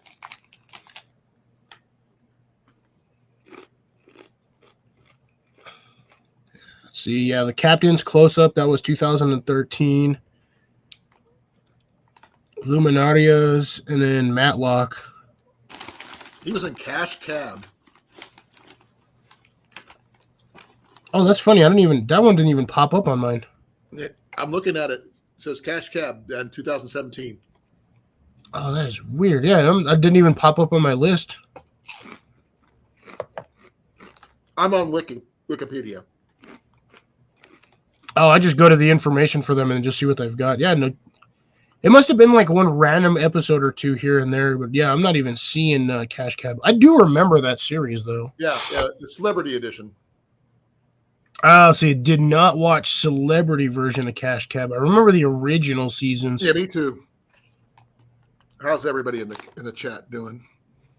Oh, yeah, Grace is just asking what Tiny Titan's doing. Well, we're discussing pretty much everything under the sun, as per usual. Well, technically, at this point where we're located at this time of day, I'm pretty sure it's over the sun. But yeah, we're not going to get into semantics on that one. We're third rock from the sun. Oh, that was another good series that was just absolutely stupid, but you couldn't stop watching it. Well, two of the best actors that come from that movie, series, sorry, that comedy. But John Lithgow, totally awesome, and Joseph Gordon-Levitt. Those two are the best ones of that series. Yeah, John Lithgow was funny as heck. By the way, he was in one of my favorite movies, B movies of all time, Buckaroo Banzai. You ever remember that one? Sounds familiar. Buckaroo Banzai and Across the Eighth Dimension. You should watch that one. That's a good one too. Yeah, and that series was back when Joseph Gordon-Levitt was like wicked young. Huh? I said Third Rock from the Sun because that was in '96. Joseph Gordon-Levitt was mad young. Yeah, he started out his career there. Yeah, I think he was like 12 or 13 or something. Let's see. Yep. He's the same. Oh, that turd is just a couple of days older than I am. Who? Joseph Gordon-Levitt or Levitt. Really? Yeah, he's just a couple days older than I am. By the way, that guy has got a voice. He can sing. He did a routine with Oh, but he's short. how tall is he? 5'9". Oh, he's a little taller than me. But no, he did. What was her name? Lady Gaga. He did a Baby It's Cold Outside duet with her, and he sang better than she did. That's saying something. Yeah, Lady Gaga's not exactly known for her. Yeah, Tommy was his singing. name on the show. Grace. So, hey, Rob, thank you for coming back. You fell asleep. He said he was gonna go do something, and then I guess Rob must have been tired.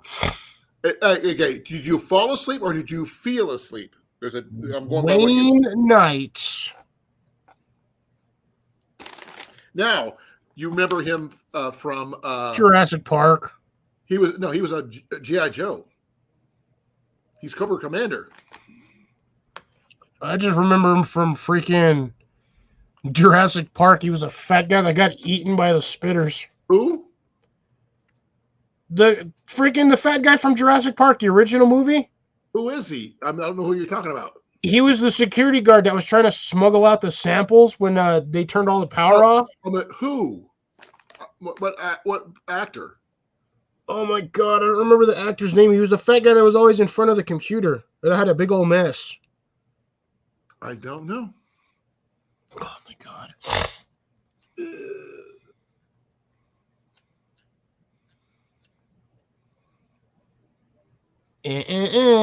Wrong password. Wrong password. I don't know the guy. I'm not familiar with that one. Wayne Knight. Good drugs make me sleepy. I can understand that. Share screen. Chrome tab. Wayne Knight. And sure. This fat guy. Oh, him. Okay. Yeah. He was on site. He was the one that was given, Seinfeld. He was he was Newman. Yeah. Newman. God, what was his? I can't even remember his name in freaking Jurassic Park. And John Lovitz is a whole different ballgame.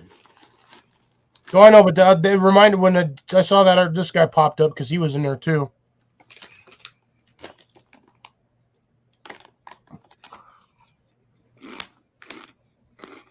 God, what the heck was his name in Jurassic Park? I don't know.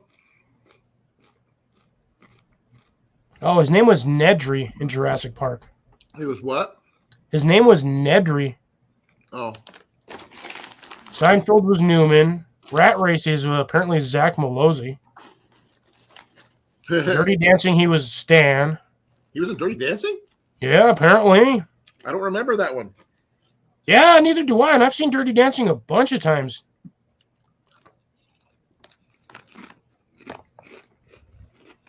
Wasn't so fond of the second one for some reason. Which, by the way, totally off subject, that movie reminded me of the original Red Dawn with Patrick Swayze. I lost him. He'll be back.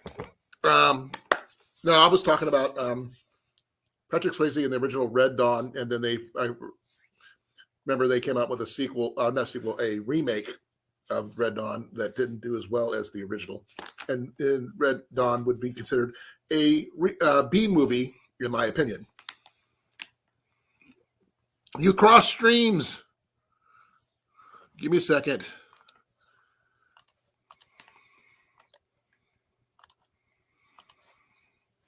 And anybody else who's interested in coming up, that'd be greatly appreciated. Maybe Rob, maybe Tiny Titan, maybe anybody else who might be interested. You're more than welcome. And as Cliff likes to say, join us. Join us. And he joined us.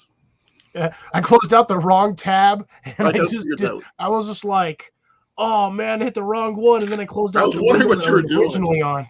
I did the same thing before. But did you hear what I said about Red Dawn? No, I missed it. I still had my YouTube on mute. I had to Well, the thing scroll is- all the way up in the chat to find the link before you I posted it down at the posted it bottom. again just because in case you couldn't find it. Yeah, it was literally a couple more comments and this thing would have disappeared, but it was like literally the top of the chat. Well, I was mentioning that you mentioned Dirty Dancing, which was headed by Patrick Swayze, and that reminded me of Red Dawn, which he was also in. And I remember that it was a B movie, which was what we were discussing earlier, and that there was a remake that just didn't cut the mustard at all. For Red Dawn? Mm-hmm. I don't remember the remake. I barely remember the original series, and that's only because I watched a couple of episodes late night, and that stuff was hilarious. Now, Red Dawn in the original had C. Thomas Howell, Charlie Sheen, Leah Thompson, Jennifer Grey, which is really interesting since Jennifer Grey was in Dirty Dancing with him. So, which is kind of interesting. I'm thinking, sorry, not Red Dawn. I was thinking Red Dwarf for some reason. Red Dwarf is a whole different ballgame. Still a totally awesome TV show. They were supposed to come out with a movie for that, but they haven't done it yet. I don't think they're going to. But they did a remake in 2012. And it was starring Chris Hemsworth, Josh Peck, Josh Hutcherson. You remember that name? He was from the Negative Ghost Rider. The Mockingjay movies. Oh, no, I never watched a single one of those. Adrian Pilecki was in that one. Because the thing is, my mind is so corrupted on that thing because somebody literally stated that the logo for that literally looks like Johnny Bravo. Which one? Which movie? The logo for the Mockingbird or Mockingjay or whatever it is for those series. Yeah. What was that little? It's supposed to be like a whatever with an arrow, but it literally looks like Johnny Bravo doing this. Watch, I'll see if I can find Hunger it. Games. It's from the Hunger Games. Yeah, Hunger Games. Yeah, Hutcherson guy is from the Hunger Games. But it was interesting that in the original Red Dawn, two of the main cast members were in Dirty Dancing.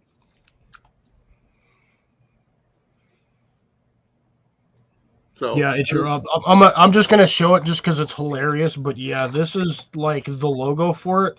Somebody showed it, and I can't unsee it. This is now what it looks like. This is what it reminds me of. It's this logo here. His like signature pose and almost everything. That's okay. There's Johnny Bravo. Where's the picture? Now do the symbol. I'm right. It's literally okay. Give me a second. Stop sharing that one. Have to go find it. Let me just see if I can find that stupid logo.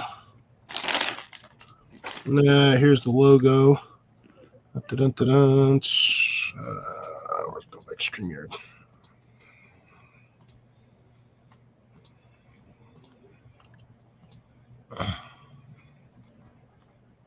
For some reason, that's all I see now.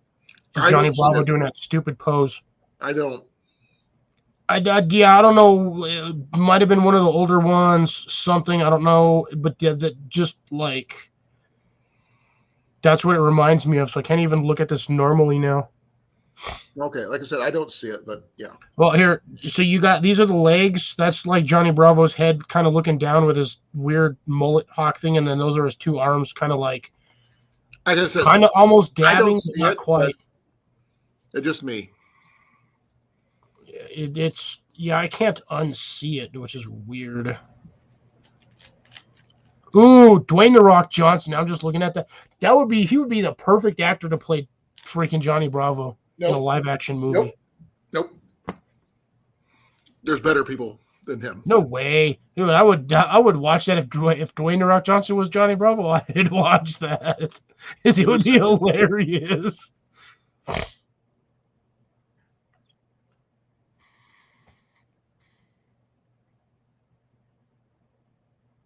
Oh my god, the skinny version of Johnny Bravo reminds me of.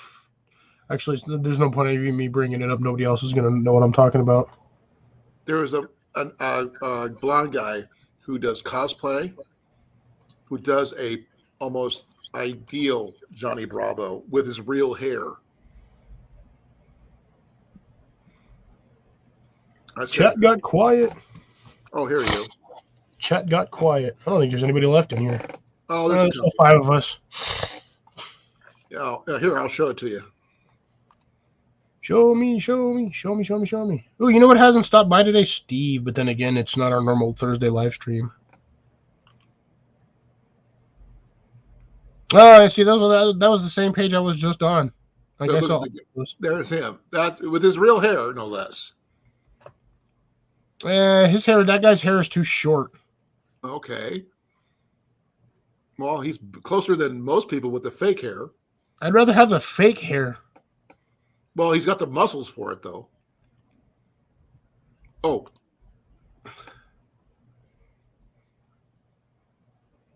Yeah, that guy would probably work a little better. Oh my god! I wonder if that dude has a hard time wiping his butt. I have no idea. But he's freaking huge.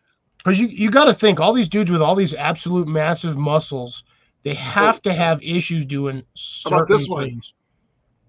Yeah, that guy's a little bit closer. He's got the build, but I still think the hair is too short.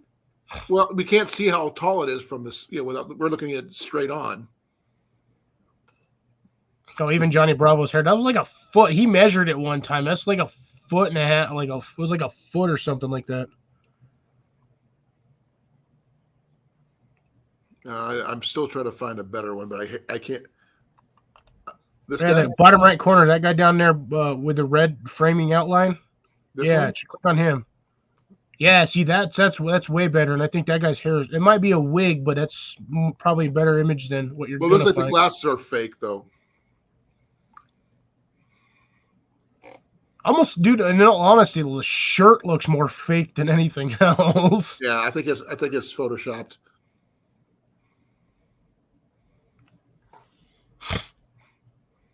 I'm still going down to this. Hurry up and drop the season already. I'm tired of waiting. It's been like a year and a half.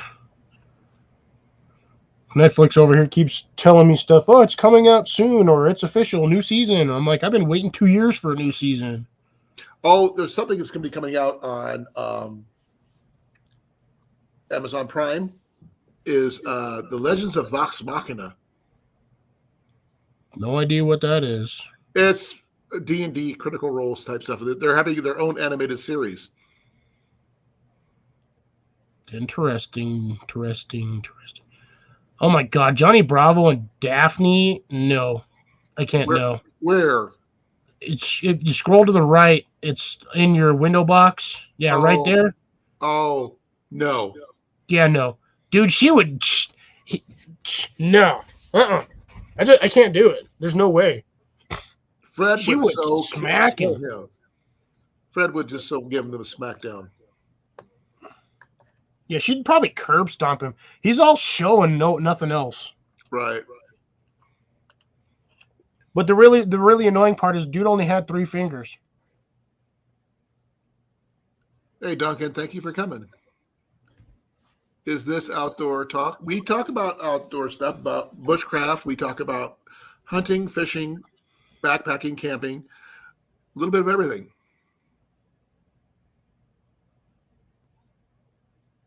Oh, we were discussing Johnny Bravo. Sorry, sort of happened. We random talk about different things, but we were talking about doing an overnight bush night camp out type situation, bought from a flea market in one day to see who can make it through. With $100 budget, that would be kind of tough. Actually, if we couldn't make it to you, Cliff, would you be able to make it to that particular flea market if I went to the one here, and we do the same budget from a distance? I could probably make it up to that one over the course of like a week, but yeah. That's what I meant. I mean, if we could not make it to you, I go to like the Watch Here flea market. You go to that one, and we still have the same budgets and stuff like that, and just record our trip basically, how we do it and what we pick up, and then at the end we show off what we got, and then we get ready to go. That'd be like the precursor to the actual overnight. What do you think? Yeah, if I just, like I said, I got to get a properly working vehicle, then I have to have time to get it up would there. not be in the wintertime, Grace. No way, no how. You know, see, that's the sad part. During the middle of summer, I can find winter survival gear in Denver. Not a problem. I won't. Because in the summertime, everybody's trying to sell it all because they can't use it. Well, that's where you have an advantage on gear, because I won't have that here in Iowa. Oh yeah, you get off season stuff because that place is open in the wintertime too. I've gone there when there's snow on the ground. Yeah, it would be a bush camp of a sorts. We have to get either the 10 Cs with options, because I believe in tent camping. I do not do. I can do hammock or tent. I don't do either with me. I'm a ground sleeper. Would never change that. So we would have to find all the gear. Plus, maybe if we could find food, that'd be a bonus. Depends on where we would actually do the final camp for this, Grace. I would say summer would be the best time. I was thinking fall, less bugs. Well, I can always go back up to Yellow River if I have to make an overnight or something like that, because it's free backpacking up there. That way I can set up a bushcraft camp and not have to worry about it. I'd actually have to look, but I'd probably hit one of the lakes over here. Just to do a camp in the lake in one of the lakes. If I had to, and if I had to fish for my food or something like that, to catch something in order to eat, I make that a part of it too. This is really weird. So we got a lake up here. It's called Fenton Lake, but I can literally throw a rock from one side to the other. It's a skinny lake. It's a small lake. It's, by most standards, it's considered a pond. Oh, I remember that, Grace. Yeah, Tyler gifted her a hammock. No, we would actually have to find a way to do the 10 C's of survival based off,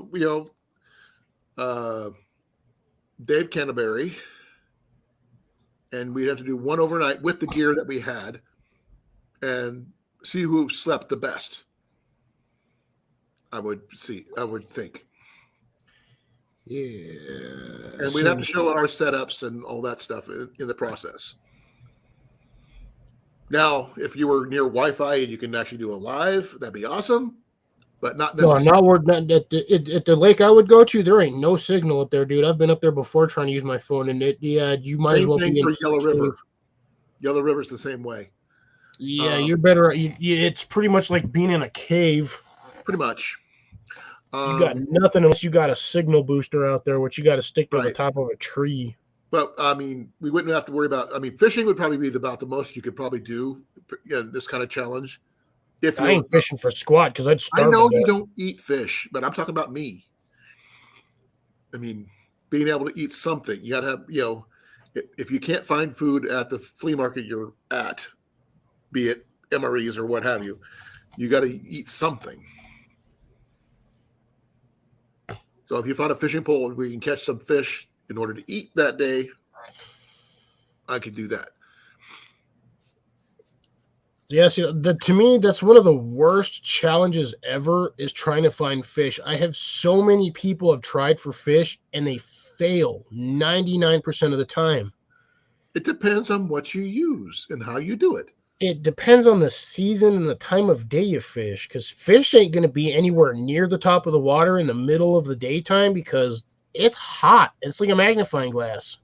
Well, like I said, I know Yellow River because I backpack there a lot. I know where the fish are at. The fact is, that kind of thing, I would have to hike down to where the water's at from wherever I was set up camp wise, and then catch something, then clean it, then hike it back up to my encampment and cook it immediately because I would have no refrigeration whatsoever. Yeah, I think I'd have a higher chance of hitting a squirrel with a rock than catching a fish.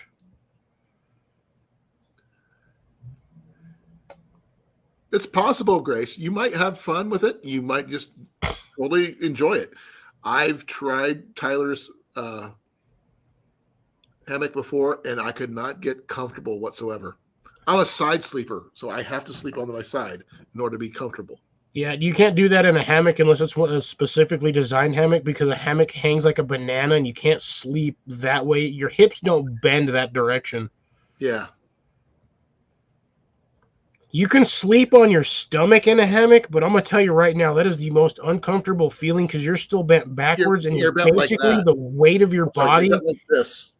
Yeah, the weight of your body pushes your face into whatever you're sleeping on, and you basically asphyxiate yourself. You're like Or choking you're yourself. pressing on your gut and you have to go pee a lot.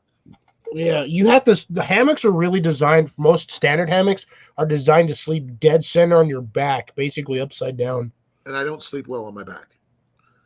I snore too much. I can, but I'll move I'll move a random direction and I'll wake up all of a sudden. Okay, so we have a possible inkling of an idea. Yeah, With a possible budget. We have a plan, just need an execution. Okay. Well, since my flea market is probably not going to be as standard as your flea market because yours is every weekend. I've never been to a flea market down in this state, at least not in a long since I was a kid. Well, you just looked up the times and dates and stuff, so you know when it's going to happen. I would just have to look up flea market. Mine happens 3 times a year. Wow, that's kind of sad, actually. Well, that's the biggest one, Cliff. The little ones, I can get to places they call themselves flea markets.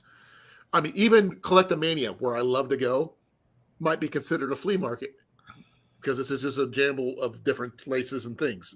Oh my God, there's no flea market even like anywhere close to me. Secondhand Sam's Indoor Flea Market, Rio Rancho. Yay! I get to drive an hour and a half. Well, it's an option. Literally, there's like nothing close to me. Flea market and things and collectibles. That's way the heck down there. Okay. Oh, actually, that's not that far. That's off. Well, I might be able to find that one. There's Expo. I have one at Expo, New Mexico. I'd have to check that one out. Okay, I've got New to You Treasures, which I was already been there. That's where we found some stuff before, but nothing major. The Thrifty Flea Market, Collectomania, which says it falls under that. There's one I have not heard of, and I want to go check it out. The Farm Girl Flea Market. I wonder if they sell farm girls. Possibly. I'm not going to buy a farm girl at a flea market. Might be able to buy a farm at a flea market, but that would be really weird. Now, there's one in Hamburg, Iowa that has an awesome name. Literally, because it's called the Awesome Possum Flea Market. Oh, I know where this flea market is. It's the freaking fairgrounds. Awesome Possum Flea Market, huh? That's a name. I love it. Just the name, but it's 100 miles away from me, though. Ooh, that's an hour and a half drive. Well, the closest ones are the New to You, which is 34 miles away. The Thrifty Flea Market. Thrifty? Thrifty Flea Market is 41.6 miles. Collectomania is 42 miles. The Farm Girl one is 30 miles. Wow, that's sad. The farm girl one's closest. Oh, within reason, yeah. Livy's Livery Flea Market and Swan Antics is 58.4 miles from me. And that's in Perry, Iowa. The Corner Collectibles Flea Market is in Ottumwa, Iowa at 70 miles. The watch here is 77 miles, but that's only on certain times of the year. Gotcha. I'm opening up the tab No, I for hate being Watch Your tired. Fun. I might look up some of those flea markets because when is the next one? May 6th, 7th, and 8th of this year. So not for another 4 months will I be able to go. Ugh. Plus, you pay. Okay, since this flea market I would go to, I have to pay an entry fee to get into. Oh, yeah, most flea markets you do. But I would not count the $5 entry fee as part of the money that you're spending. That would be. I wouldn't consider that anyway because you got to get into it. That would limit our ability to. Now, entry fee would not be included because you have to get into the place first. Most entry fees, dude, all the Denver ones like $2 to get in there. It's kind of funny. But that, like I said, that place is on like a 5 or 10 acre lot. It's huge. Okay, I'm gonna show you something real quick. Okay, Clev. This is actually the map of the location where they hold that flea market.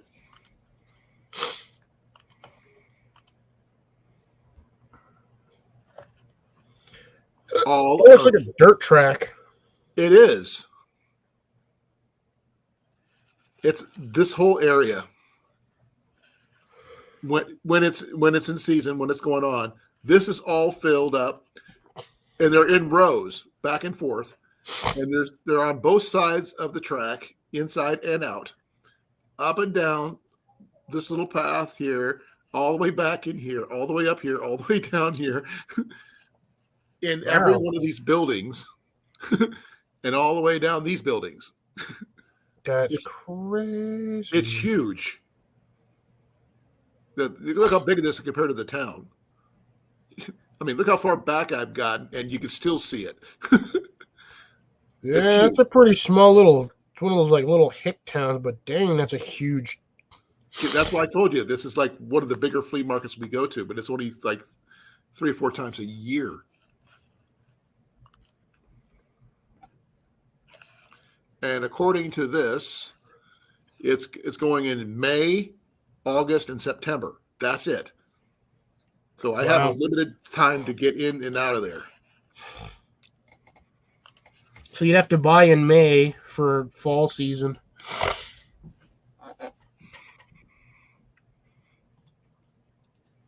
Yeah, I wish it'd been awesome to see more flea markets. If we were doing this right, I'd have to do it after May, but for a fall, we do it a fall camp. Is what we're going to be planning for. I think, yeah. Well, we can plan for it, but again, like I said, it's going to be a matter of time for me. I may or may not even be able to do that this year. No. Here's the thing: our timelines don't have to be synced at the same time, because my flea market is not steady like yours is. Well, I don't even know what my flea market. Like I said, that's one in Denver is every weekend. That's what I mean. The one you would, whatever one you could choose. If that happens to be the one you choose, the one in Denver is a 7.5 hour drive for me. But that's a one-time drive, then you're done. You come home. Actually, it's a 14-hour drive. I'm not driving up there just to hit the flea market, just to drive back. Well, you'd spend the weekend up there or do something else, Go to hang out at REI. I don't care. Something. Actually, I'm going to go eat at a couple of places that I miss eating at. Got to eat at Jim's Burger Haven, and I got to hit the Butcher Block in the morning. Right. But we don't necessarily have to stick to flea markets, I guess, because of the issues of distance, yard sales, and everything else. But the budget would still have to stand. I don't even get a chance to go to yard sales. Yard sales are held on the weekends. I work on the weekends. By the time I get off, yard sales are already shutting down. Not here. I mean, they're open during the week. And the thing is, I usually catch them when I'm going to work or when I'm coming off work. I always see yard sales when I'm driving around, but I don't drive around anymore on the weekends. Jenny and I usually see, they usually happen like between Thursday through Sunday in Des Moines. And just as Jenny getting off work, we've actually hit like 15 different yard sales in a row. And you never know what you're going to find.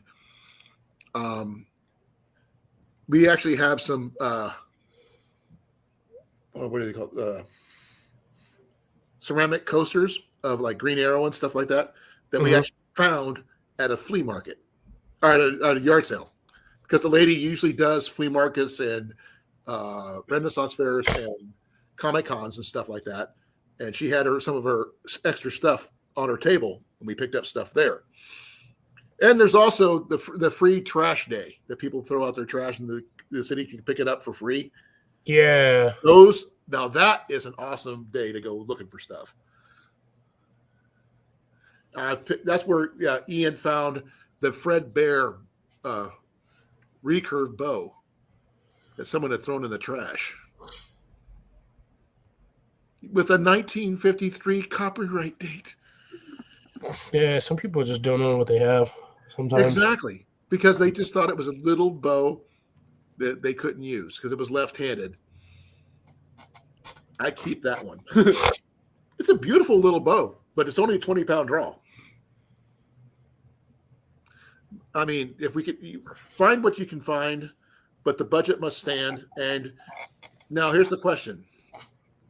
If we were able to do that, given your time constraints and my time constraints, we would have to show off each item to check it off before we go. Yeah, we can do that. That would actually give us a couple shows or, times to, talk about the item that we chose and why we chose it. Then yeah, I'd be good with that. That'd be like a series, I would think. I'd say probably a couple of videos, not too many. Well, whether we do it on the live or we do a video about it, then show it as a premiere or whatever. But, and also depending on context of food and stuff, that's the only thing I would worry about is food. Unless I would say for this, I would say we don't necessarily have to get food from these places, because you're not going to normally find food in like a thrift store or whatnot. Yeah, you'll find food at a flea market, but majority of the time it's going to be like from a vendor. So I would say $100 budget, find what you can at either a secondhand store, Goodwill, or not even Goodwill, thrift store, if that's flea market, and then whatever you have left is what your food budget will be. That's a good idea. I was going to mention that one thing Collectomania does have, which is really interesting, is that they have baked goods. And they have vendors who sell fresh bread, fresh, baked goods there, pies, cookies, that kind of thing. Not your best overnight cooking food, eating food, but it's food. I would still go with, a Mountain House meal if I could get away with it. Yeah, that's probably what I would do. I'd probably just go to like Sportsman's or something, buy a couple of Mountain House meals. Get one meal, one dinner, one breakfast. That's the problem then. Why? I don't eat breakfast. I do. I mean, as long as you have coffee. Well, technically, I suppose I could do breakfast. I could do biscuits and gravy, and then I could do either the rice and the rice and chicken always makes my stomach iffy unless I'm at the house, and then I probably would do the spaghetti, because the spaghetti one's actually a fairly decent size and it'll actually fill you up pretty well. I like doing the breakfast skillet with tortillas to make breakfast burritos. Yeah, see, that's why I would have to go with biscuits and gravy. I've tried the biscuits and gravy. The scrambled eggs and bacon are not too bad. Although I could go with the mac and cheese, though. That one's actually, I've been kind of enjoying that one. That's actually not too bad. It depends on if you got the family size one, the one that's for 2 or more people. You can actually, eat one meal for 2 days, which has happened. No, that would be one meal for me. No, I'm a fat guy. Uh-oh. What's going on, Mandy? I don't know. I haven't looked at chat in like 10 minutes. I got no idea what's going on over here. Yes, we do have a yard sale problem, Grace. Finger the thing blast. is they have a tendency to be on at the same time, and we travel the more lavish part of town where the people are richer than normal and they can afford to get rid of stuff. And we just follow the signs, literally. I think she's frustrated because she ain't got no hot water or water in general. I think she said her thing broke, the seal on it. It's leaking everywhere. So I don't. No, I can't help her from here, and neither can you. Neither can JB. And neither one of us are water wizards, so we can't really make water appear or hot water fix a water heater. Now, her landlord should be the one handling that. If she's renting, her landlord should be covering. I don't know what the rules are down in Australia for this. She's upside down, so You're more than welcome. Right, Mandy, come here. Come on up. she can come up. I'm probably not going to be on too much longer. I need to eat. I'm tired. Well, you could have been eating the entire time. Yeah.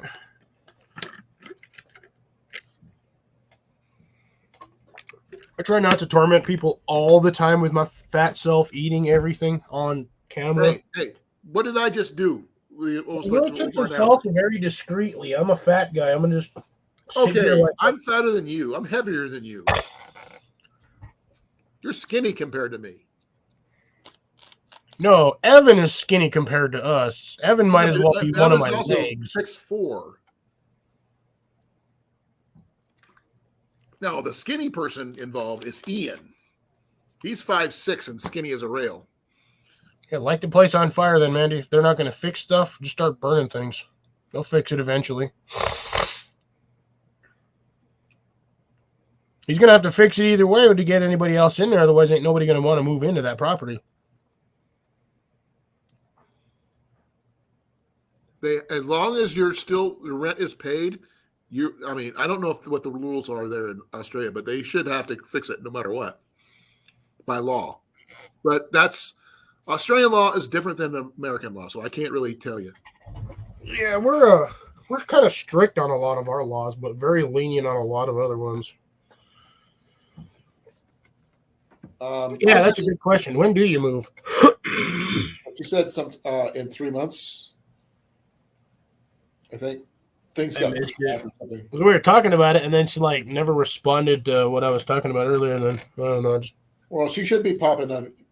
I put the link in there. If she wants to come up, she can come up.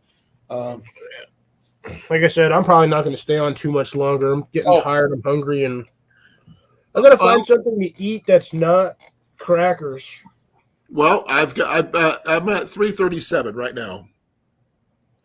If you can make it until I reach my 4-hour mark, then I will call it then. To be honest, I was just gonna straight pop off in the next couple of minutes because, I said, I'm tired. Yeah, I was busy at work today. We were dead for the first 3 hours, and then we just got slammed. Oh, I got a question for you then about work. How many people here are working Monday? I work every day. No, whatever deal. I work unless I have a day off. I am off Monday due to being Martin Luther King Jr.'s birthday. They can call it a holiday to me. It's just a work day. No, they called it last year. We are off Monday, and I'm okay with that. I'd take a 3-day paid weekend. So, yeah, Mandy said she'd be up in a minute. Yeah, she's also. I've been wanting to leave for like 30, almost 40 minutes now. I just haven't yet because I'm trying to be nice. But no, I've been. You've seen me on here. I keep yawning. I'm like dead tired. Yeah, that's rare for you though. Usually I'm the one that's yawning. All I've eaten today, folks, is a giant 7-inch freaking chocolate chip cookie. That's all I've eaten today, and then the little bit of nuts I was munching on. Well, you need a sub. I don't have a Subway near me, dude. The nearest Subway is like a 30-minute drive now. They deliver. Oh, I'm not freaking paying that garbage ridiculous prices to have a sandwich delivered. Grubhub and Uber Eats is overrated and it's just trash. The only thing that's designed for is restaurants that don't physically have delivery. What about for lazy people. What about the other one? What, Postmates, Slice, No. The other people that deliver. delivery drivers, It's a sub place. Jimmy John's? Yeah. The only Jimmy John's that I know of is by my work, and that's still 10 minutes north even of my work. Oh, That'd be a 40-minute drive. Jenny loves Jimmy John's. I never liked them. There's something about the bread that tastes off to me. But if I would want to do Rudy's Barbecue, but the Rudy's Barbecue is like a 45-minute drive from my house. if the only place I would go to I don't do barbecue, but is Smokey's D's Barbecue, because they have this homemade tenderloin that's freaking huge. It's this big, Cliff, and they offer you 2 buns where you can cut it in half. Jeez. And the thing is, it's less than $10 for that. With fries. I like a good chicken fried steak. Chicken fried steak is good. I haven't had a good one in a while. We do have a really good choice of meats when we went shopping yesterday. So we have everything but fish. Now I'm starting to get tired. Yeah, I'm gonna drop off. Like I said, I'm bored. I'm not bored. I'm tired. Work wore me out.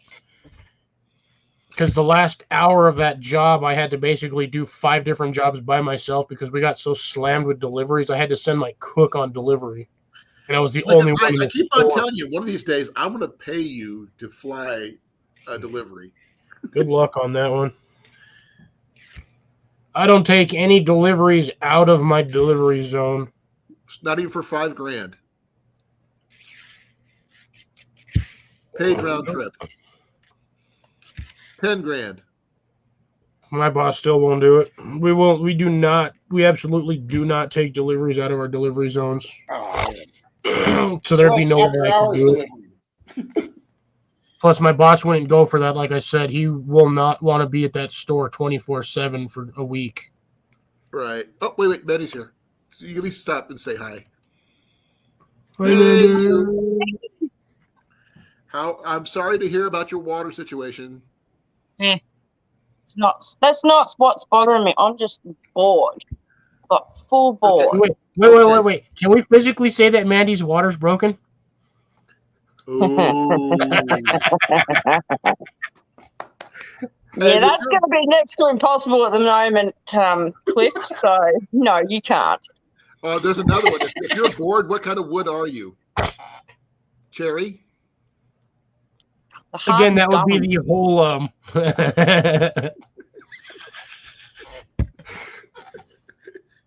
That's all. That's two things separate from different directions on that one. We're kind of loopy because we're tired. I know Mandy's frame of mind. I can get away with saying stuff like this because Mandy's a dirty girl. Yeah. I'm trying not to be. It's just not working very well. Never does. Too much influence throughout the world. Yeah. We were talking about a little bit of everything today, and I'm glad you got to be a part of it. I mean, when you get a chance to see the Princess Bride, you should do so. Please. Yeah, Jamie and I wanted to watch it because every Sunday we have a movie night. Well, Sunday for me, but Sunday for him. But when we looked it up on YouTube, you could only buy it. You couldn't rent it. But now it's up for rent as well as buying. No, if you scroll down far enough, you just YouTube search The Princess Bride and you just start scrolling down, you'll find the full video and it'll be on somebody's random channel. You just watch that whole thing. Yeah, there's a free movie section that should have it too, with ads. But it pops up. I find all kinds of movies that pop up randomly on my side. They're just like, here, have you tried YouTube movies for free? And I'm just like, no, not really, because you don't have anything I want to watch. Yeah. So Cliff actually had a question about when are you supposed to travel here? Did that change or is that the same? April, maybe. April? Okay. Well, we will look for you in April to be here. Don't get your hopes up. I'm not. I said we'd look for you. Doesn't mean we'd find you. We'd No, look for you. just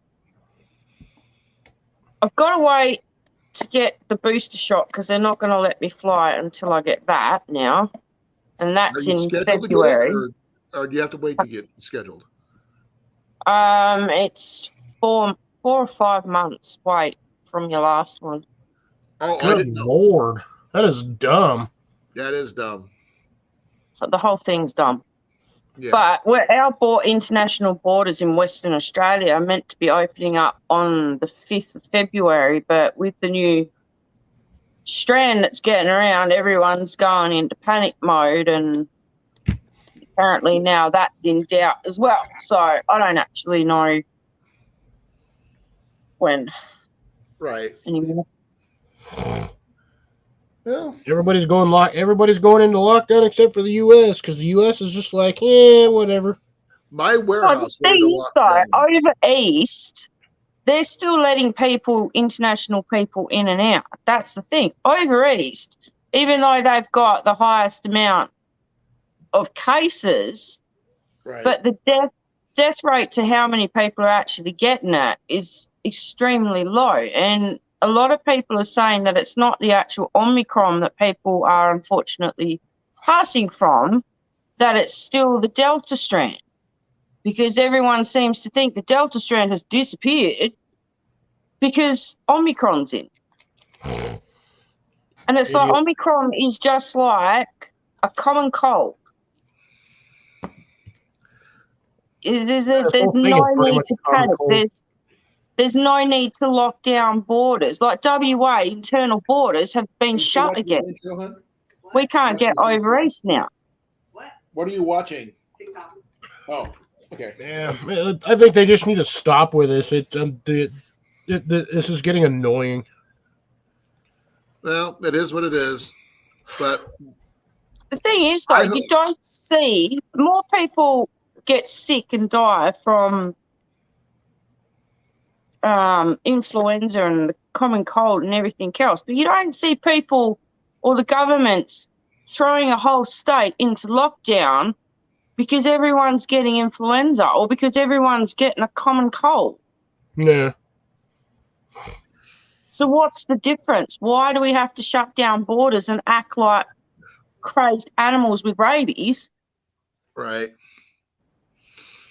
over nothing? Well, it's I don't have a say in it.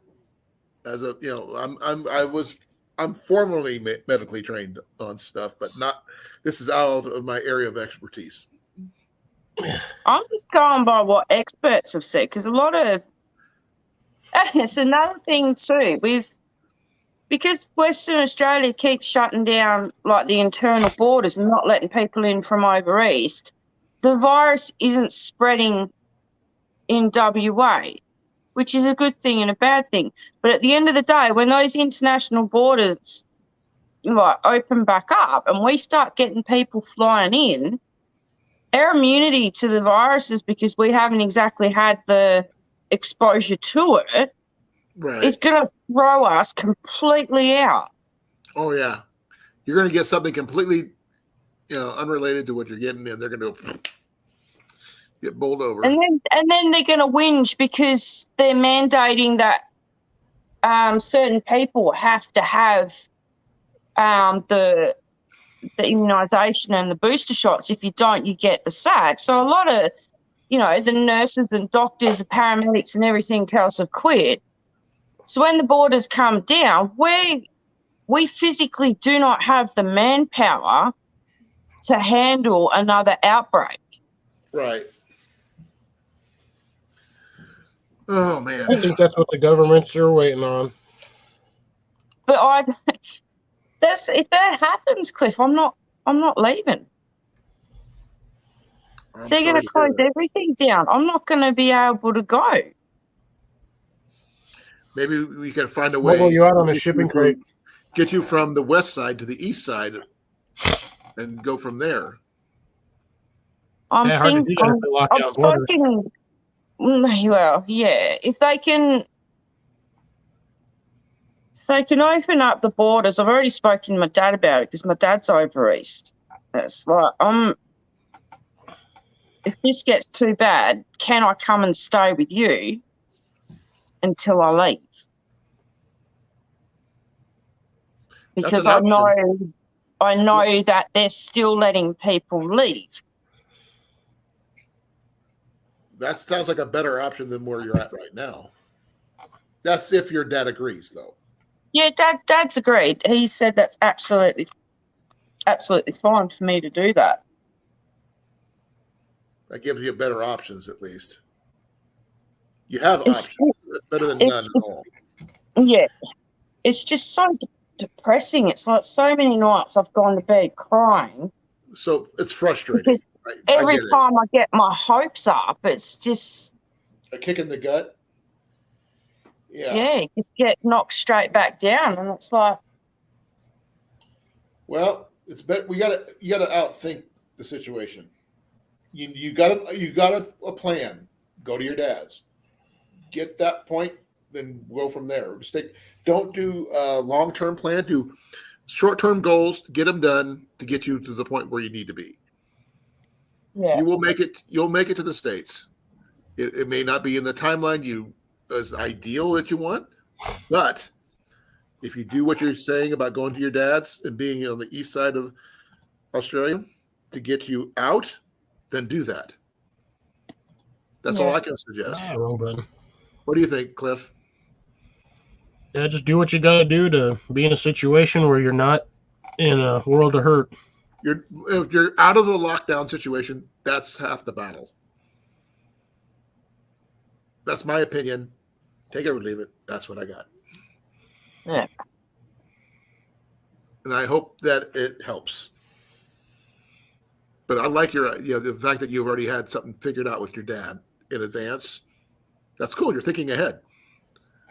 Yeah, I've also got to find Booster at home too before I can do any of this. Now, is that the earliest you can get it in the western part where you're from, or can you get it earlier in a different part?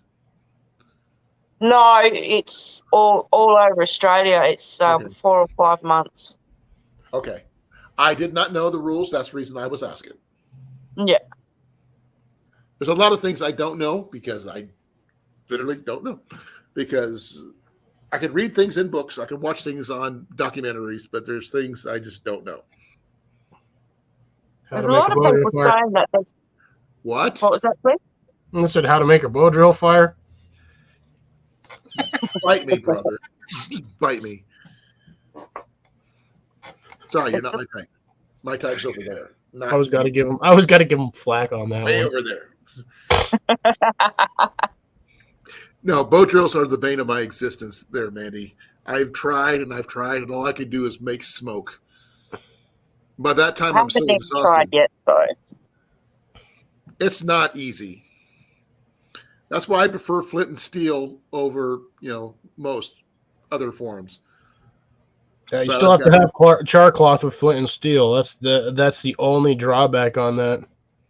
Well, no, actually, I've used other things other than flint and steel. You can use cotton. You could use, Cotton and Vaseline. I've seen that a few times. Does that work? works. It does. It works, but it's hard. You have to have a lot of sparkage to get that going with flint and steel. Right. A But lot of okay. sparkage. what other stuff that also works? You can use a birch bark. You can use milkweed pods. Work really, really well. Cattail works good too. Cattail is one of the best ones.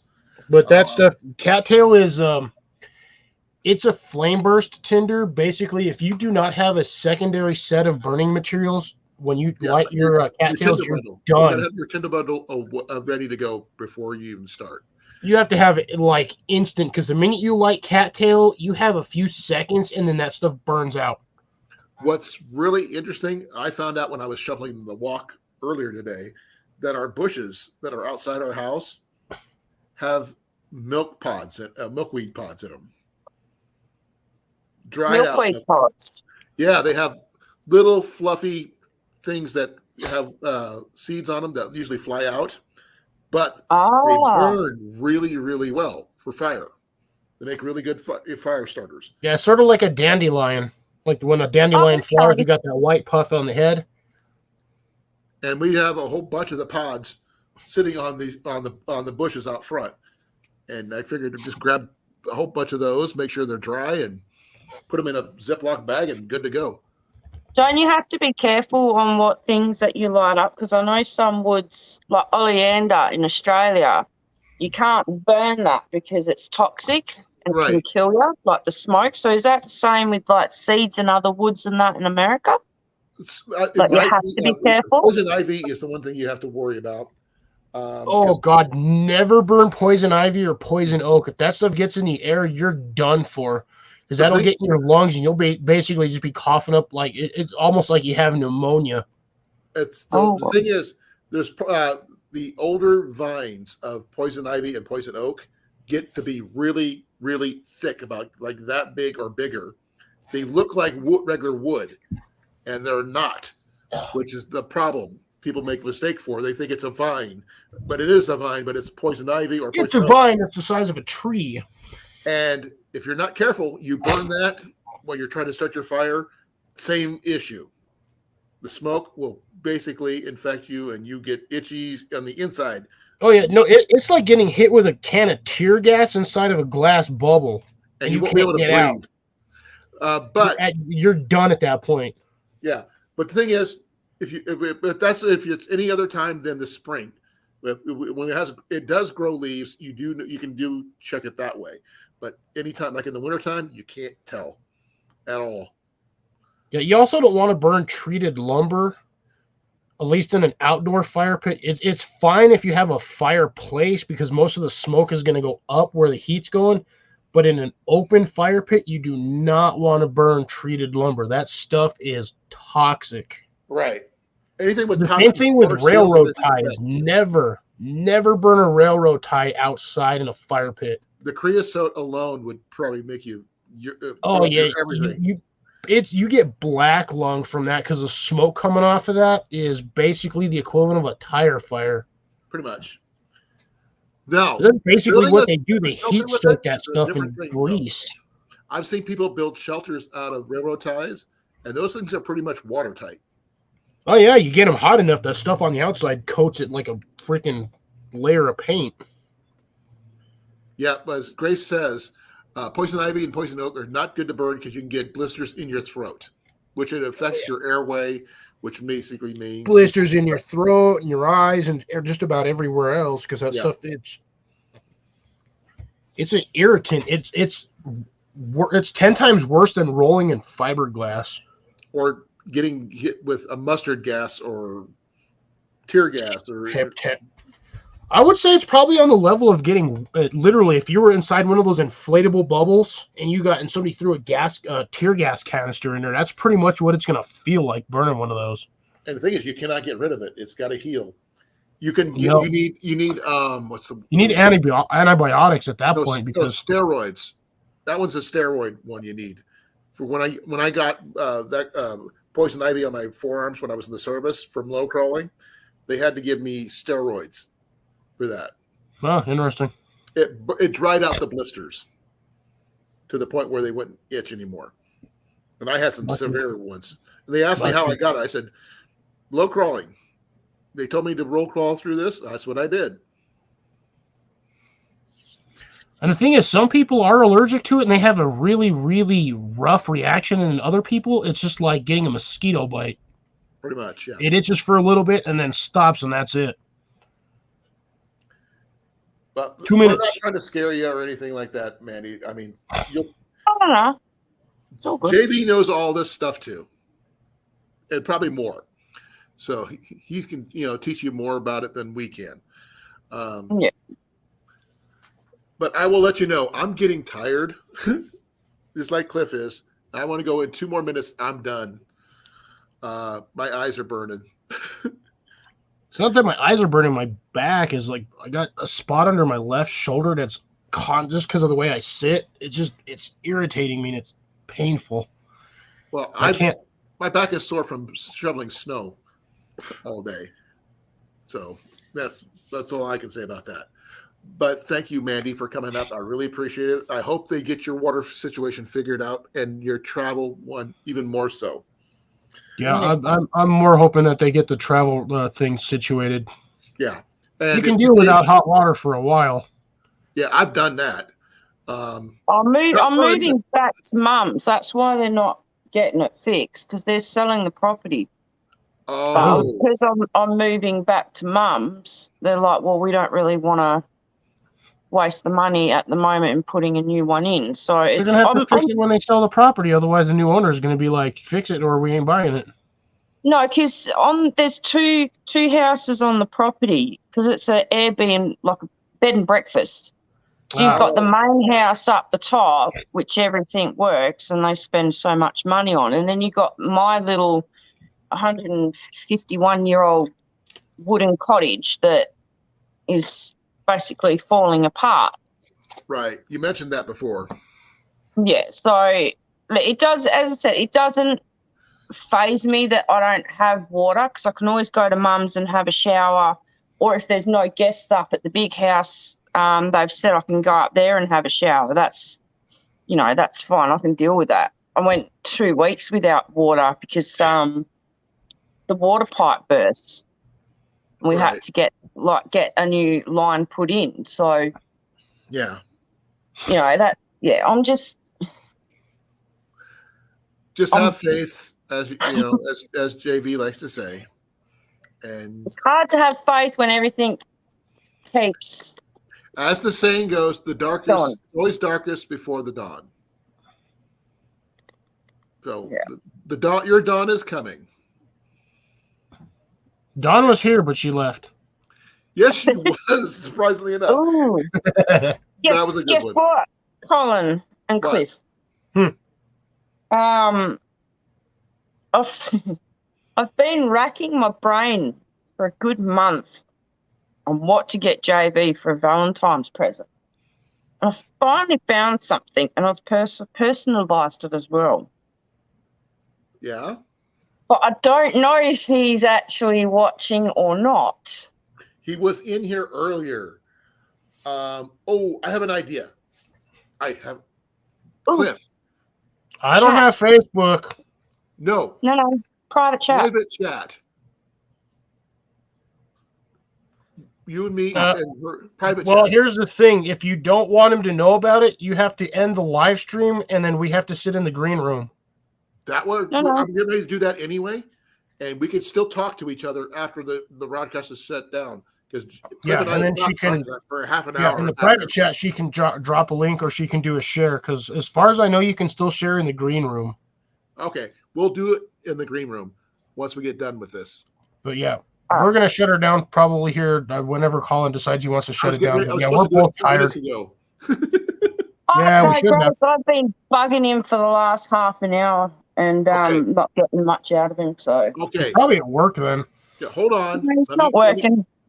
Okay, Grace, thank you for coming. We will, probably be on sometime later. I don't know, but I've got to get going. You got to come on. There's nobody in the chat anyway. There's 2 people in there. I think I'm going to invite one her of them. up. Let me invite her up. That way she can be up here, then we can go to the green room together. And that way we could talk privately. It's just like on Instagram and stuff like that, but we get a little bit more in tune. So Grace, come on up. I'll log you in, and then I'll end the broadcast, and we'll be in the green room and we can talk. There she is. Okay, I'm ending the broadcast, so we're all in here. Bye, folks. Bye. Love you all.